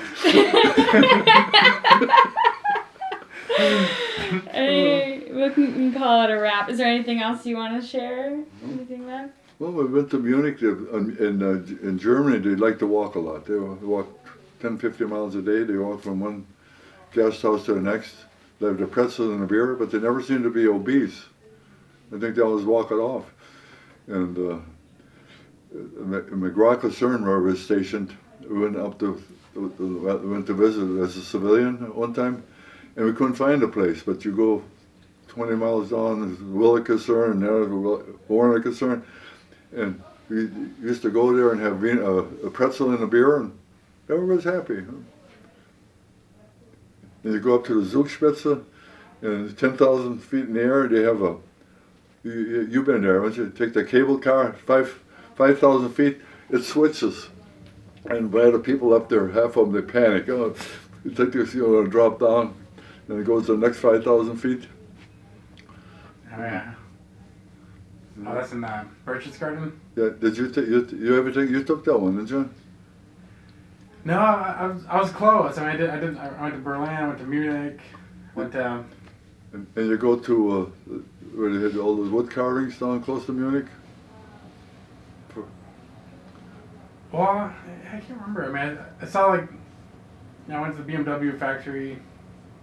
I had one client over in Munich, Fritz and Philbrook Air Force by. I had one client, and he met me. I was on a bicycle, and of course we had taps on them all, and then I had to drop him as security risk. His wife thought he was meeting a girlfriend, on taps and taps, and so she got kind of leery about where he goes always in his monthly meetings. So I had to get rid of him as security risk. Another guy too. The double agents would pick him up, right? They would pick him up in Eastern Europe. Yeah. They had his picture, but then they never found your picture. Yeah, I got that. Yeah, down in where they have the Glockenspiel, the Russians assumed they put arsenic in the salt shakers, so some people put salt in their food and they weren't around there much longer. So that was all made the newspaper. I've had clients, I went to them, they had poison darts in their legs when I went to see them. Wow. Anyway, those were good old days. Well, You always, it's funny, one day I had a couple granddaughters here, and they wanted that brass rubbing on the wall there. Oh yeah. And I said, "Do you know anything about it?" "No." I said, why do you want it? Well, I just like it. I said, there got to be more to it than. So I said, that brass rubbing was done by Becky, Camille, and I in England in a tomb in a small chapel that they had to get permission. And they're very rare to do. And then Brad put it on a canvas, and I took it in, and the guy framed it, and he had to bring it here in his vehicle because it was so big. Oh, they sort of, really? I said, well, when I take it down, it's going to Becky, because her husband did the backing on it, and Becky was the one that got the place to go and do it. And you can't even get those in England anymore. If you get them, they're artificial, or they're copies of, like they'll make a copy of it, but it'll only be this big, not this big, So they were sort of satisfied with the reply. That was the end of it. No, but instead of saying, yeah, I'll give it to you. No, you got to be fair to all of them. Yeah, who put the time in And all that. and. Yeah, it was just rolled up in a roll. And then I took it to this framer. Oh, he was surprised. I said, could you frame this? Well, I'll think about it. I'll see what I can do. I thought, when he brought it, oh, very nice. My glasses on. I was looking for Grandma, and then I couldn't find her. She wasn't in the back bedroom, and Nathan thought he saw somebody running down the street. So then you were downstairs. Are you being funny? Oh no, I was looking for you. Well, all you would have had to holler is Carol. I didn't want to lose you at this point. I got 119 days to go before I turn 89, so I'm gonna hang around. Oh, gotta mark that on the calendar.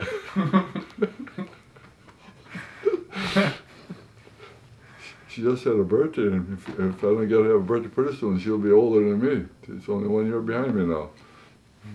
Don't cry, No, I wouldn't cry over that. I got serious things to think about. And what was like the rule of having fun? Because I feel like you took a lot of trips together, and go to Twins games and shows. So was that something that you planned really? Like you really focused on that, or was that just something that kind of came more naturally? Came naturally. Like Marty likes baseball. And we went to baseball, but I like theater. I like to travel. And we just suggest things, and so this is the last trip we took. Been well. The one that you took on Sturgeon Lake, was it? Sturgeon Lake down, the big cruise down Red Yes, Wing. Red Wing. Yeah. I never even knew that lake was there. Lived in Minnesota all my life. And they fed us a meal, and the boat was full. It took us about 4 hours just to cruise that one lake. And We stopped by the casino. I won $700 that time. yep.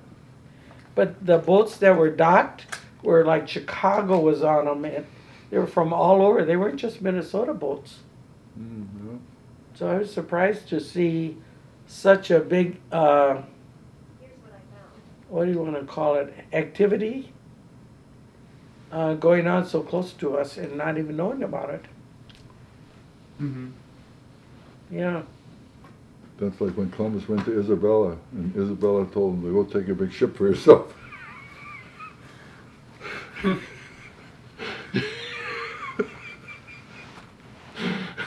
That's your stupid Winstead jokes. The one that read in the paper where the farmers are taking some of these human manure now for fertilizer. That's a shitty job. Shh.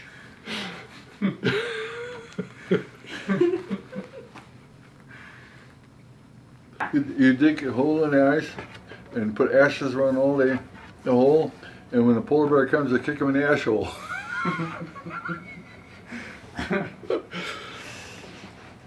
Now what's the Lutheran prayer? Which one? Oh, the Lutheran prayer? Oh, the prayers for. Before you eat, you say, "We have food and don't need it. Some need it, don't have it. We have it. Let's eat it." That's the Lutheran minister prayer for meals. We have food and don't need it. Some need it, don't have it. We have it, let's eat it. Because when Joe came over, Dolores' friend, Joe came over, he had a fake leg. He stepped down there and the leg flew way over there. I said, my God, he said, oh, no problem. He got the thing, put it back on. he didn't know the step was there. Well, they told him, but he didn't seem to realize it. I don't know. Wait, who was that one? That was was, that? that was Joe. That was Joe, my Dolores. sister's boyfriend. Okay. I suppose World War II injury he had, you know. Is No problem. Just put it right back on. yep. Pulled the pants up, hooked it, start walking again. And then the next most exciting thing that happened with the step was that time when Matt, No, he landed in that little table. yeah, but I mean, he ran. You were chasing him. Tell the whole story. He ran into the table. Oh, wow. Then we had to take him to the doctor. Oh, he hit his forehead? Yeah. Get it sewed up. He didn't wreck the table though. No, but I Okay. had to catch Camille at the clinic because she was fainting and he was on the table crying and How old is Matt? about 3. Boy. Good thing I come from the farm. Yep. Well, the farm was excited. My older brother, my dad says, when we were using a binder, you stay out of the wheat field. And he's saying, I'm coming, and he ran in the wheat field and the binder got him. Got his butt. But he made it. They stopped the horses just in time. He was going to hide from him, so they didn't catch him. A lot of accidents happen on farms. Just like that one in northern Minnesota. The father, the brother, and the son all died from gas that is given off from silage, corn silage. Oh, wow. Oh, got it is it in the garage? No, it's in the silo, you know, and you fill it up with green corn, and then it ferments, and you feed it to the cattle in the fall. Well, they must have needed a part, and this young boy was supposed to bring the part, and he brought it up to him, Yeah, Bill. but then he ended up The fumes that build up from build the- up in his from lungs, the acids and and stuff. they couldn't save him at the hospital. Oh, was the boy that died? And the father and the brother. Was he 9? 3 died. How old was the boy? 9? He probably, 9 maybe. Probably about trying Because to, they'd been working in the silo?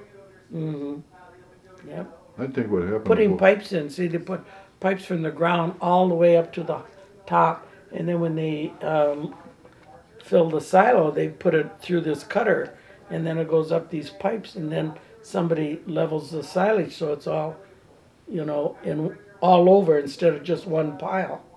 And you can't have it I that think way. what made it happen, the son came up trying to help him out, and then he got it too. So, Yeah, I think he had to get a part.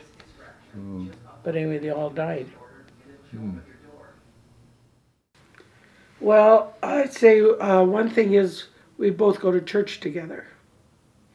We both have similar backgrounds. We both take responsibility to keep the house a certain standard. Marty has been in community functions, like he started the Legion. He's active in church and things, and so was I. I think that he helped with the children. Like when they were little, we go shopping. He'd have one, I'd have the other one. He would put them to bed. Some of our books, Barbara took. We had lots of children's books. Every night, if I'd be doing something in, like getting ready for the next meal or something, Marty would have them on his lap. He'd be reading them. They had to go and answer his questions. I don't know, that might have something to do why they both read a lot today.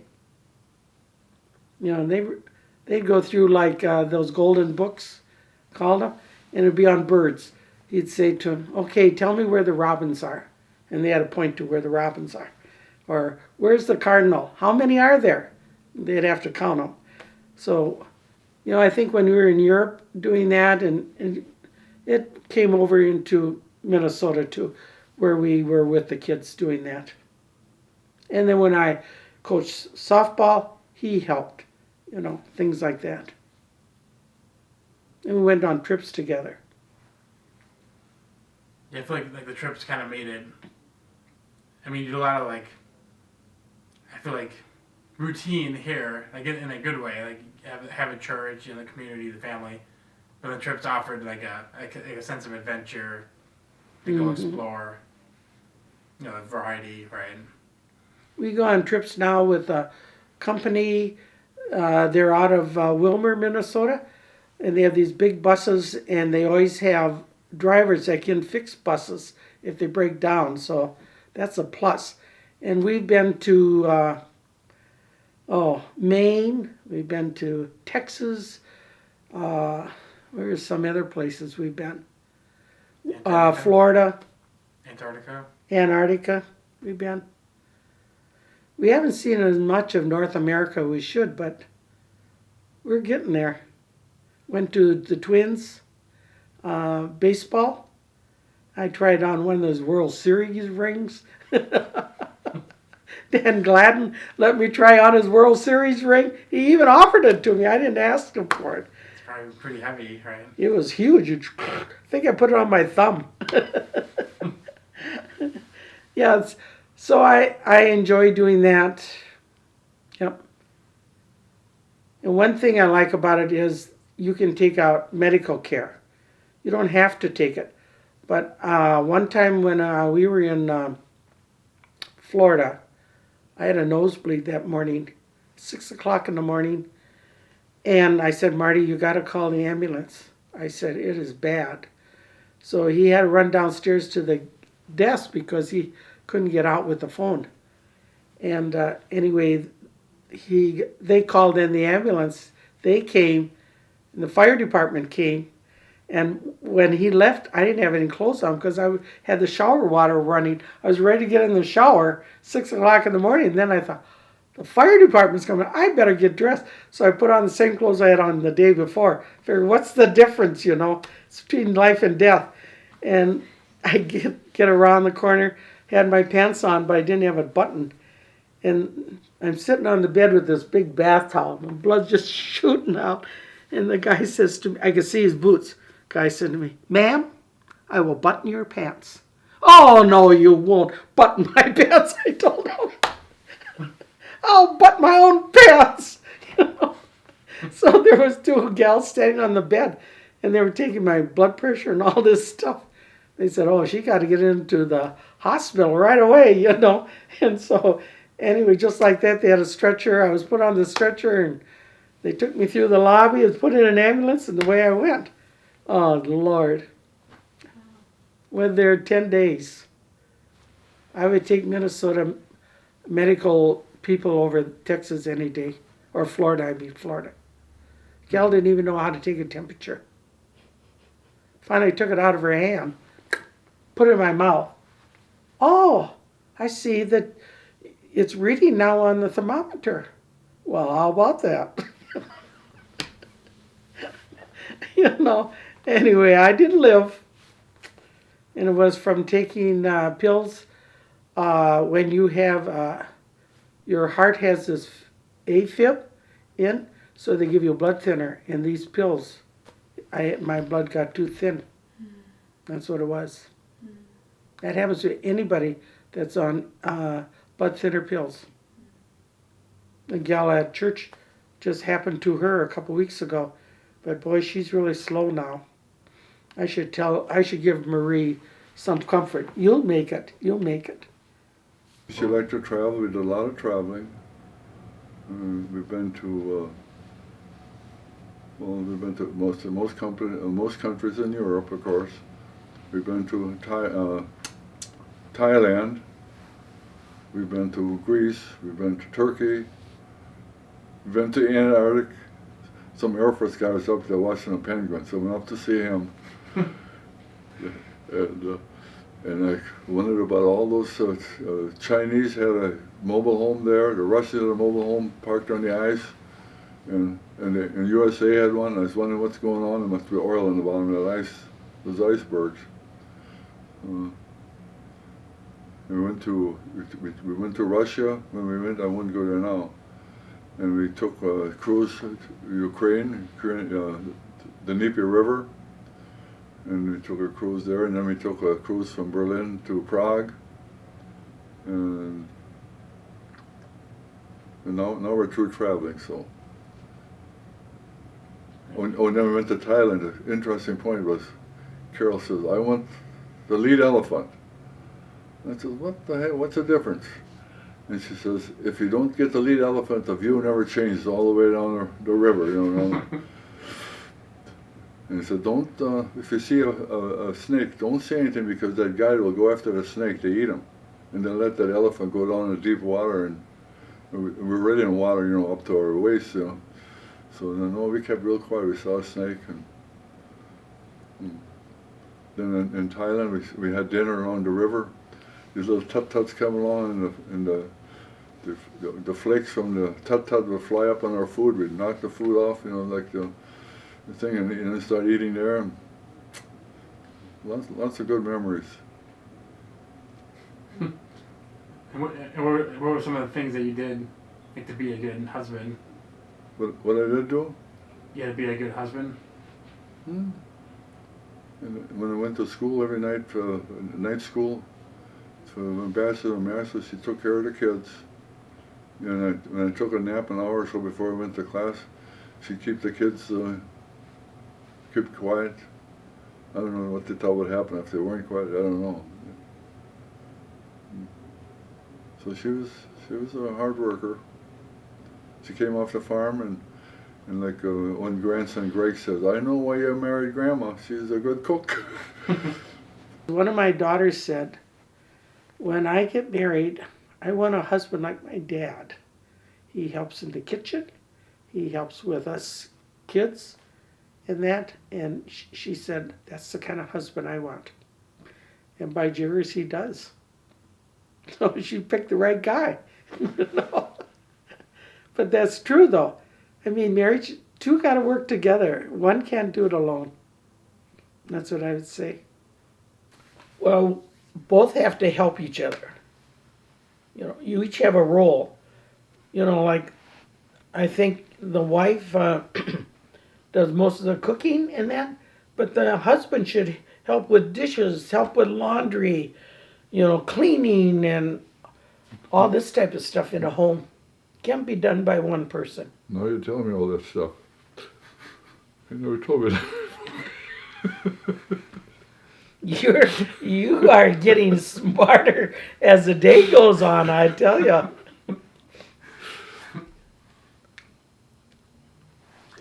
And was there anything that you thought you did in particular, like, to make your marriage last for 66 years right now?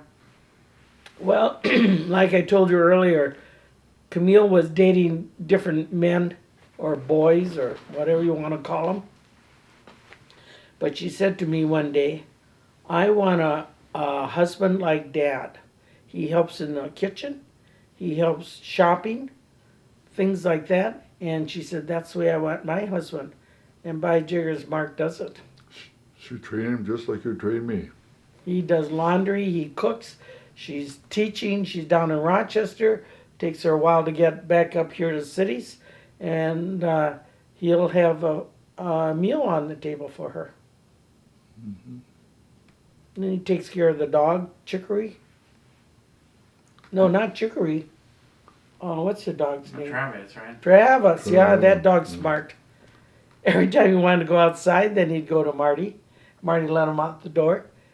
And then he really didn't need to go outside, but he always gets a little treat. That's what they do for him.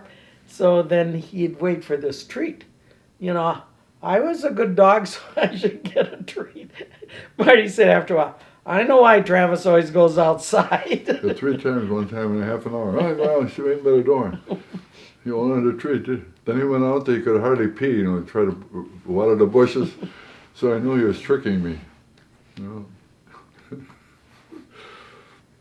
No, I just think it's like Becky and Brad have these 2 poodles, and one is a care dog or whatever you want to call it. Yeah. And- therapy dog. But they both take care of the poodles, or if both are gone, they might ask me if I'll go over there and check on them. And like when Jolene, was there, they asked me if I'd go over there and see if she needed any help. And of course, I always give them treats when they come here. So as soon as I was coming up to the door, boy, they were standing by the glass door and their tails were going like this. And Brad would say, "Well, here's the treat lady again." But they both, help each other, and they have those two pets, and I think that's the way it has to be. So key is like both of you do everything, right? Mm-hmm. Split the tasks. Yep. I think that's the only way it's going to work. You didn't do that, forget it. I think our grandchildren are the only ones that have grandparents living. Yep. We have 15 grandchildren.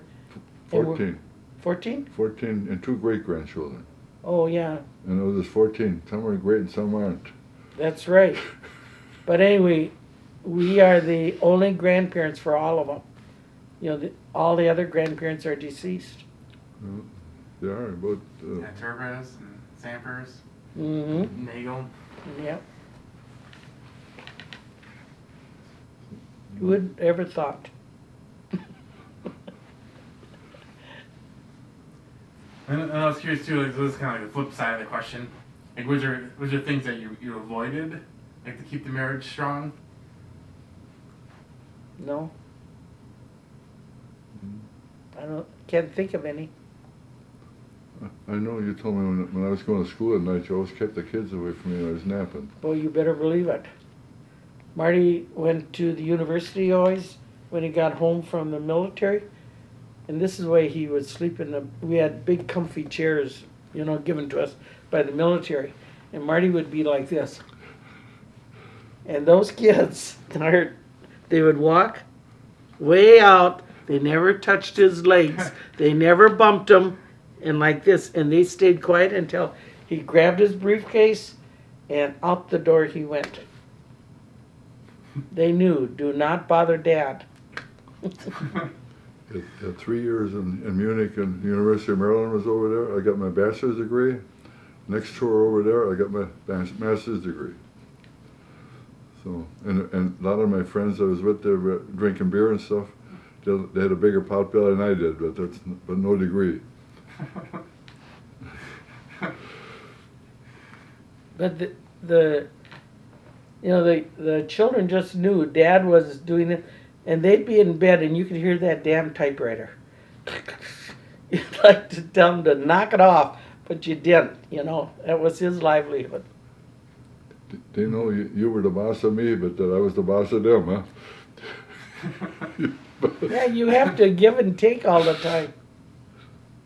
And like, so then if, obviously, like, disputes come about.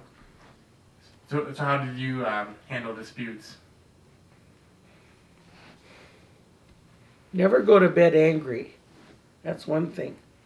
I mean, it sounds little, but if you're angry, you think you're going to go to bed and argue in bed, that's even worse. You solve your problems before you go to bed. A couple of times I didn't get any sleep. You didn't get any Didn't sleep? go to bed. We stayed up. You Stayed did. up all night. You did not. You're never serious. That's the trick of it. You don't get serious about anything. Mm-hmm. If you laugh, you have the whole world laughing with you. If you cry, nobody cries with you. How does that sound? If you say so. And then what about the communication? How did you make sure you communicate well with each other? Oh, well, number one, Marty being in the Air Force, being in the CIA, history was very important to him. And my mom was very, she read all the time.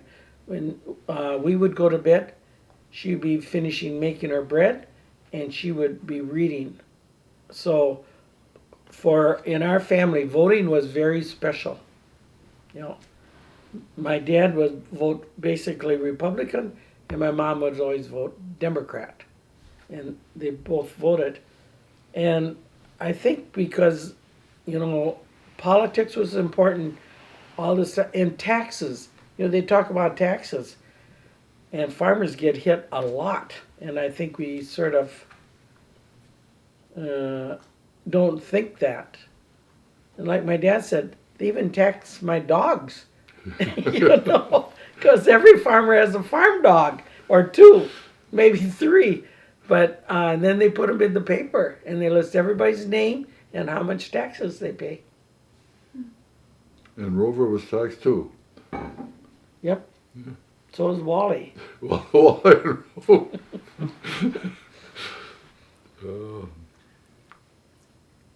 And then any particular things about finances as well, like how did that like how did you resolve financial considerations and plan for the future?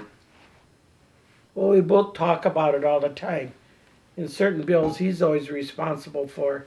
Certain bills, I'm responsible for. His salary was $10,000 with 4 children in the military. We had to spend it very frugally. Yep. Yeah. That's true. My mom always took care of the bills, and then we had a box in their bedroom that had egg money in. Ooh. And when they came to pick up the eggs, they'd pay us in cash. I mean, not $10 or $20, a lot more than that. So when my mom would go shopping, she'd just go in, grab a couple of envelopes out of the box, and go shopping. Everything was paid in cash. But my mom always was aware of the bills and paid. Like, we'll go to the dentist, the bill would come, it was paid for. I mean, it was an automatic thing in our family. See, in our family, my dad had a clock box. He kept his money. So he looked in a paper, there's a farm for sale for $100,000 by Winston, right on the edge of town. And he took it in, and $9,500 he had, and they wanted $10,000. So he went home till he had another $500 in it. He went back to the farmer's still up for sale, so he bought it. In our situation, I would have taken the $10,000 and would have got running water in the house and not have to go out to the outdoor outhouse. And he wanted another farm. He had 5 boys, and he wanted a farm for each boy, and he only got 4 farms, so I got the hell out of it. I didn't need a farm. You didn't get anything. I was lucky. Edmund got a farm. He died at 53, and his wife owned the farm. Mm-hmm. And another guy got the farm, and he sold it and gave all his kids split of money, and he kept enough so he could live on government-sponsored housing. And 6 months after he got the money, they came back, "Dad, I need more money." Dad said, "I don't have any more money." That's Tom. Your dad running the finance on the farm, that did not teach the other children how to do it. That's what I needed you for. I told you, you're the boss. You take care of it. You did. Okay. Yep. Yeah. Well, there was a difference thing in our family. My grandfather was one of the founders of a bank in Nicollet, and they had to put in so many thousand each one to start the bank. So if my parents needed money or something, they would just go to the bank and ask for it, because Joe, my grandfather, was one of the founders, so didn't matter. They knew he would back up his children, but also he would tell them there's a limit on everything too. So they had to be responsible up to him. So we'd be in and out of the bank. We had checkbooks laying all over the house, and my mom would sign them. In those days, women never signed a check. Sex books?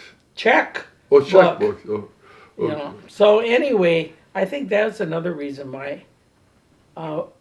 In our family, all of my sisters always signed checks and everything. I was lucky. I was thank my dad for it. I got out of high school. I said, "Dad, I'll stay in the farm and help you, but I need $30 a month for beer money." One day he says, "You didn't get up 4:30. You didn't get up till 5. You don't earn it $30 a month. Okay, Dad. I joined the Air Force. Salary went from $30 a month to $78.10. Triple my salary. Good. If it wasn't for my dad, today I'd never got in the Air Force. See, I give him credit for kicking me off the farm. Yep.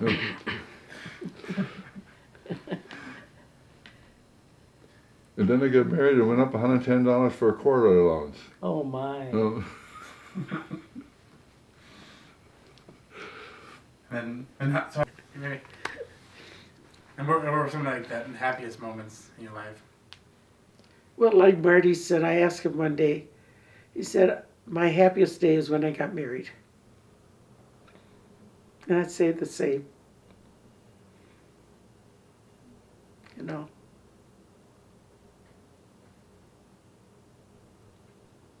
That maybe sounds sort of, I don't know, sort of odd or whatever. But I think it is important because I see some couples that are married, and I often wonder how they stay married. Mm-hmm. a lot of happy ones.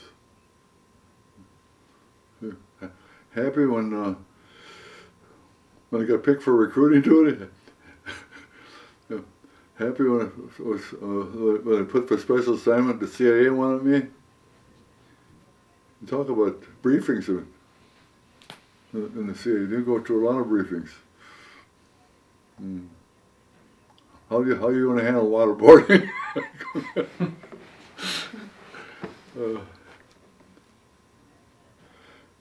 Yeah. So then of course 14 grandchildren. That was a plus. All different. Jeanette, she can't convince me how she can get 500 points to fly all the way to Korea just for extra points. I don't know. Well, you should tell her that I could have went there for free.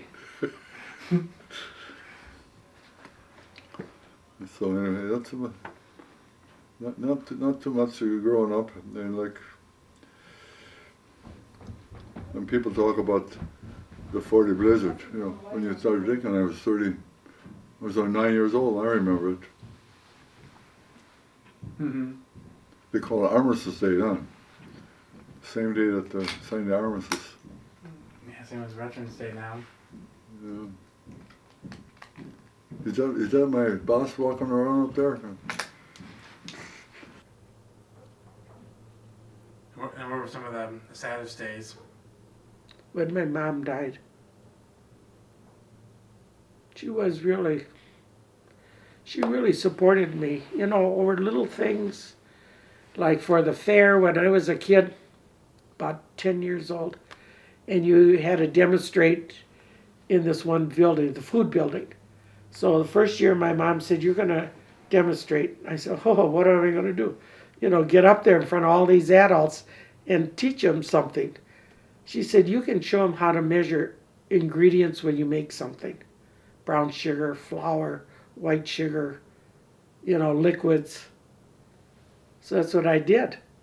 Next year, my mom came up with another idea. So she was pushing me that I didn't realize it was really helping me. And she'd drive me to St. Peter, wait all that time while it got voted on, what my ribbon was. Yeah. Yeah, she always helped us with stuff like schoolwork. Yeah. She should probably give you a good example to follow. She did. I still have her report cards. And there were B's and C's. And she took like philosophy, language courses, grammar, English. Nothing simple. And she ran the elevator at the hospital for transporting the deceased to the basement, I remember her talking about. And then some of these other students wanted to see what the corpse looked like. She said, don't do it, Oh, you know how students are. Think they're going to listen to another student? So they uncover her partly or him. And then they'd see, people's skin turns different colors and that. Ooh. And so, but it never seemed to bother my mom. That was life. Mm-hmm. And that's what she did in the neighborhood. When a neighbor died years ago, the wake was always in the home. And nowadays it's in the funeral home. That's the difference. So my mom was not feeling that well, but she wasn't sick. The neighbor, like a mile and a half down, he died. So she sat in the house, watched the candles, all that, and then came home in the morning. And the next person to die in the neighborhood was my mom. So that's, that was her. I think she got that partly from her mother, who came from Germany, that had no parents. And she got passed around and sort of had to, stand on her own 2 feet. And I think that's where my mom got it from. Because this is what my grandma said to me before we got married, because I stayed at her house. Because the groom is not supposed to see the bride. And so grandma came up to me and she was, maybe this tall. She says, Carol, I'm going to tell you this, but I'm quite sure you and Martin did it already. I look at her, I thought, what in the world is she going to say? She said, I know you two talked about different parts of sex, so you don't have to talk about it now because you're ready to get married. An 80-year-old woman talking to you that way? Yep, that was grandma. So I always think about that, how she took over the role of her daughter that was gone, but stepped in and tried to help me. Your boss. All right, and then like kind of like the other side, any days that stood out as being like a sad day or just some of the low points. Well, of course. Well, they got like sad days, like Diane, the niece that died at 34 from breast cancer and stuff like that. Mm-hmm. And now I'm going to be 89 pretty soon, so I'm not too many going to worry about what when something happens to me. So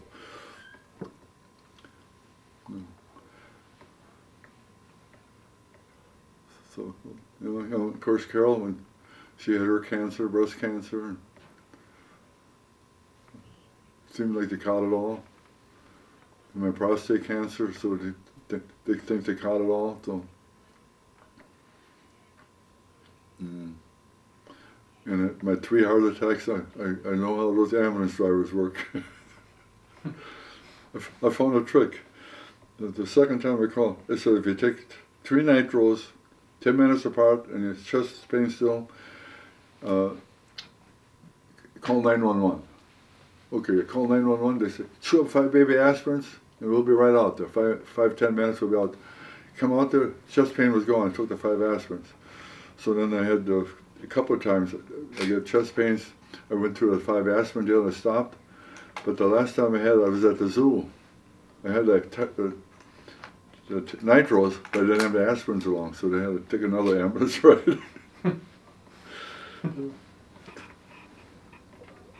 But Carol got the ride on it from the zoo. And then Barbara says, the doctor says, you're not supposed to ride in those ambulances with a patient. Oh, so they invited me and I went along. But I was curious, like, so what advice would you give to the grandkids as they're getting married and? Well, a lot of these things like family background, family events, religion is very important. And don't stay out of a church and make it as one of your priorities. Same as finance. Same as helping in the home. Helping one another. She gets sick, help her. Help with the medicine, or she can't drive her to the doctor. That's all important. Don't say, find your own way.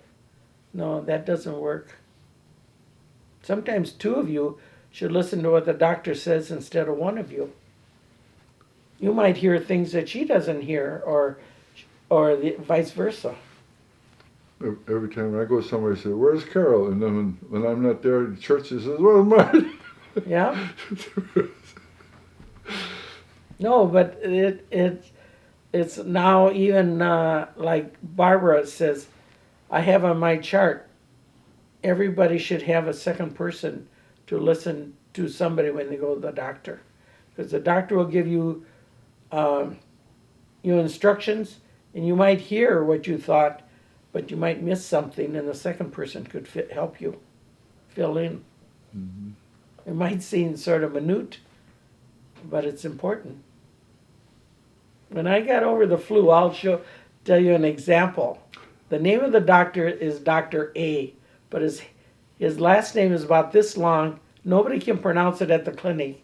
Oh, Dr. A. They all call him Dr. A. Anyway, I came in. I had that flu 2 years ago. I sit down. The first thing he says to me, "Do you want a wheelchair?" Never had a wheelchair in my life. I said, "No, I don't want a wheelchair." I thought, you're twice as tall as I am, And then he said, "How about a walker?" No, I said, "I'm not taking a walker either." Well, he said, "Then why don't we decide on a cane?" No, I'm not doing that either. So he gets up, walks out, and I thought, boy, this is a fast appointment. And then he goes to my daughter who's sitting outside waiting for the appointment to end, and he says to her, "How old is your mother anyway?" That was his question. And so she tells him, comes back in. "Okay," he said, "we'll let it go." He said, "Have you ever fallen?" I said, "I've never fallen." Just for me. He said, I will see you in a year from now." Came back in a year. First question he asked me, "Have you fallen?" "No, I haven't fallen." "Oh, that's good." So in a year from now, I'll be seeing him again. He's going to ask you want a cane. No, this last time he didn't. But I just shows you what a doctor can say, and if you're not alert or listening, it goes over your head. Yeah. Same with pills, or take them or don't take them, or go for walks. You don't like the one doctor take 5 pills a day, and then the pharmacist says, "No way, if you took 5 pills a day, you'd be dead." Yep. You took it back to give you another prescription. This gal was in the heart department, and she wrote, I was supposed to take 5 pills a day. And they said, when I was picking up the prescription, they said, if you did 5, you'd be dead. You wouldn't She feel made it. a mistake. So I went back to her at my next appointment. I said, if I'd taken those 5 pills like you wrote down, I'd be dead. "Well, I guess I made a mistake." Stupid comment. Anyway, now you get it for the next appointment, huh? Boy, I'll watch her very carefully. Check her prescription. She gives you one. So that's why they tell you should always have a second person along to hear. Hear what they're going to say. Or treatments. What would be a good treatment? Or rest, or a diet. I made a note, when you go, like I do, like the neighbor. He went and she went in for 24 hours afterwards. That's what I'm going to do. When you go, and I go. Oh, yeah. That was something. Forgot about that. I was at our church, we have something called SALT, Senior Adults Learning Together. And they bring in speakers, all kinds of them. I mean, people that present information about world leaders, and it's lasts an hour. Or we had one from a teenager that lives in Apple Valley, and he took his dog and a bike and went way up to Canada, and the dog stayed in this little stroller type like a child, and he rode along, and he told of his adventures. When he got through all of Canada and he ended up in Duluth, he said he put the dog in the little cart and his bike, and he rode bike from Duluth to Minneapolis, back home. I mean, and his dog was wandering around all the people that are sitting there. There's a couple hundred of us. And the dog would see a cookie crumb. He'd eat it off the floor. And he'd keep, people would sort of pat him. And he's been on WCCO and TV also telling this story. So that's the type of speakers they bring in. Schrader is his last name. So if you ever see that on TV, be sure and watch it. Then we went to this one lecture where somebody brought a black poodle. Yeah, his name was Max. And he sat there and sat there by the lecturer. Becky. And then the lecturer says, "You're free," and away he comes right to you. The treat lady. But the lady that started this is dead now, but she thought it's good for seniors to get out and learn new things. And they have like a treat in the middle between your meeting, and then in the after that's over with, you can go downstairs and have a meal, and they have entertainment. So it lasts a couple hours, but it's something for people to fill their time. And you meet new people too. Yeah, 17 churches. They all come to the church four times a year, and we furnish the building. We don't have to pay the dues, but each one of the churches pays $300, and that's what they use. And this one church dropped out. He says, "Those Lutherans and Catholics are too damn liberal." And the speakers we get, we never ask them what religion they are. They talk about Hitler, Stalin, and Roosevelt, and all Churchill. that stuff. Yeah, and how they could tell we were that liberal. The sports writer we had. So they don't come anymore. I was in church for assault, and this woman came up to me, and she had the card, and I could see it was my name on there. You know, I was reading it backwards, you know. And she said, "Your neighbor died at the hospital this morning." Oh, I said, "When I get through assault, I'll go over and see her," and she lives right next door. So I go over there after I came home, rang the doorbell, and she's just shaking. "Jay died. I didn't get the chance to say goodbye to him. I don't know what to do. I don't know where to bury him or anything. Just what am I supposed to do?" I thought, "Lady, you're older than I am. You should have gone through more of these than I did." I said, "Just a minute, Joan. I will get you a church bulletin so you can see what we offer. We offer a woman that will help you through the funeral lunches, the arrangement of funeral service, and anything you want." And she said, "Oh, I'm so tired." I said, "I'll put it on your cupboard. I'll go home, and later on I'll come back after you have your nap." You know, she wanted her nap. Well, she laid down later, about 3-4 hours later. Her 3 sons were there. You know, she had 3 sons, and she had a nap. And when they checked her, she was dead. So now their father died, their mother died within 3 hours of each other. So anyway, she said to the church that Carol Sterner helped her. You know, so here I'm involved with the neighbor's funeral, you know. And so anyway, they asked me some questions at church about it, and I answered them. And then about 2 days later, I was out. We have a garden on that side, and the water comes from the roof and waters the plants. It's rain garden. Anyway, a White Funeral Home, I told them to call them. I said, "They're really good." So White Funeral Home with their hearse drives up, and then, which one was it? John. John said, "I didn't know you lived next door to them." I was ready to say, "You gotta live someplace," you know. So he goes in the house, gets Joan, puts her on a stretcher, brings her out, you know, puts her in the hearse. He tells us, "Have a good day," all this type of stuff. So anyway, then he left, and she wanted to bury him out in a park by Hastings, just a park. It didn't have no connections, anything. I told her she couldn't do that. I said, "Your grandchildren come home from Florida. They would never find their grandfather." I said, "It's hard enough to find them in some cemetery, so how are you going to find them in the open?" Well, I said, "You know, you can be buried at the military cemetery." Yeah, VA. VA, you know, he was a retired veteran. So anyway, then the funeral home did some research, and they found out they had lots in this cemetery in Burnsville already. Paid up funeral. Paid up. Hmm. She didn't even know it. So anyway, Yeah, better than the park. yeah, that's right. And so anyway, with me helping her, so when the funeral was, I was helping bring the casket down, bless it, pass out communion, help them with the lunch downstairs. I mean, it just like it was my mother or something, So we were on the funeral committee, so we got most of the I was on the funerals. funeral committee. But anyway, they all thanked me for helping and all this type of stuff. But actually, I planned that funeral, and that was just one of the neighborly things. About 10 years earlier, he moved in. He's a graduate from Marquette University, good Catholic college. So he didn't go to church. So he asked the father at church, should I give him a bulletin? No, he says, don't give him a bulletin.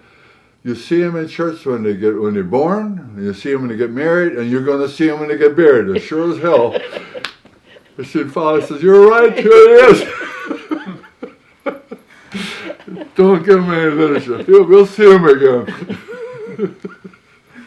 Oh. Yeah. Some of the neighbors couldn't believe it. They seen me up there doing this, that. Oh, you go to this big church? Yeah, that was interesting. But we lucked out. Now we got an Armenian moving next door. Yeah, but he's moved I out. heard that, but he's still moving. Shelley, the neighbor, said, your neighbor moved out, and my neighbor moved out. We both are sort of neighbors. She's across the street, I'm next door. I said, well, let's see what we get next. The guy next door is from Iran, so I'm going to go over and see what he knows about Ayatollah. When is he going to bomb us? He's from Iran, so. See if you got the email. I think from the Putin set him president. up. This guy used to be with the CIA. See what the hell he knows. This guy was with the CIA? No way. No. Putin set him up next door to a CIA guy. I left the CIA after 8 years. They wanted me to take Farsi. No Farsi for me. I took Russian and German, and that was it. Yep. I was with the CIA for 8 years, and Alan Dulles was the director. Now this year we had 3 directors with the CIA already. How they can change that often? Yeah, they don't want to work for their boss. No, the boss doesn't like them. He fires them all. Yeah. How are you going to learn the procedure of an office if you get fired all the time? You know? Anyway. All right, and then any secrets you have or tips, for living like a long, fulfilling life? I just like the one a doctor we got now. I went in there and I says, Dr. Hutchinson, I read in the paper where a beer a day is good for you now. If I take 6 a day, does it make it 6 times better? So, oh no, I'm going to put no more than 1 a day, never more than 7 a week. Yeah. Well, I do think it's a gift. And if you have that gift, you should do something with it. I'm not, I help once in a while, like with funeral lunches and that, like bringing stuff or giving advice and that, but otherwise I stay out of it. I did my share. I was in my 70s when I retired. I think it was time for someone else to do it. And we have a big church. I mean, we have lots of families. Right. So, just like the lady down the street, I got to tell you, this was funny. She had surgery last summer for her heart, and the scar was way up here, all the way down. And her dad died of heart, which I didn't know till then. So anyway, I made zucchini bread. I don't know if you ever make it or whatever. And so I called Shelley up and I said, I have some zucchini bread over here. Why don't you go over, we'll have a snack and bring your grandchildren. So they come over and one's a little boy about 4. And he said, you know, vegetables don't taste good, but that zucchini bread, it tastes good. You know, I thought he's so young, but he noticed that there was zucchini bread, which is a vegetable, in the bread. I was amazed. So then he tells me, I want a dog like Max, a black poodle. I want a black poodle. Oh, dogs are hard to find. But he sits there, he's just busy talking. So before he left, I have pictures at the university made of Max, calling cards, because he's a care dog and he goes to the University of Minnesota and visits patients there. And so he was so happy. He got a picture of Max, you know, and he had zucchini bread. Would that taste good?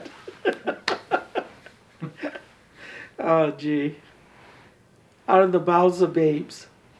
What I like about you, well, the prettiest girl I ever met. Oh, yeah, I bet. And a good cook, like Greg says. Yeah, You know, Grandma, I bet you married her because she's a good cook. That was part of it. and he said, because I'm a tomboy. And she tells her right as it is. She says, I want to get married. No, I'm not marrying you until you make sergeant. Call her McSergeant. No, I'm not ready yet. Just like Amelie, great-grandchild, same thing. Are you going to school yet? She's 3. Not yet. Not yet.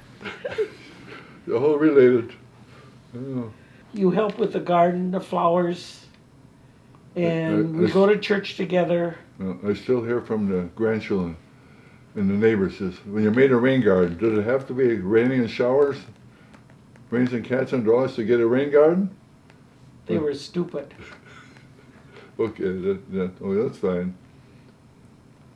And we don't live close to his family or my family, which I think is good. And you told me don't live with those Sterners. Yeah, I learned that too. No, I wouldn't. Yeah. Yeah. I think taking things lightly, I think is good for both of us. That's good. Yeah, as long as you keep, when you're happy, I'm happy. That's what I always say. When you're happy, everybody's happy. And then Nathan says she saw you running down the street, and I looked in the back room over there. When down you were downstairs, I found you again. So. Well, if I've ever seen you running down the street, I'd call the I doctor. did it one day. It was icy. But I started up here, and I went skidded down the street before I could stop. It was slick. Well, you didn't ask me, and I would have told you not to. No. Okay. And the other thing, though, I never told you, because when they said Ritz, you know, is it with the Ritz crackers or is it with the Ritz Hotel? And I found you're just nothing but a farmer like I was. Neither. Oh, okay. I had one grandchild not too long ago asked if they met somebody with that last name, are they related? And I told them no, No? we're not related. It's supposed to be a German name, and the research I learned is German R-I-E-T-Z is Ritz, and they forgot to put the E in, they ended up with Ritz. That was what I got. Anyway. My great grandfather is listed as German. No, that's what I mean. Ritz isn't a German name, but okay. That's all. That help? Call it as it is.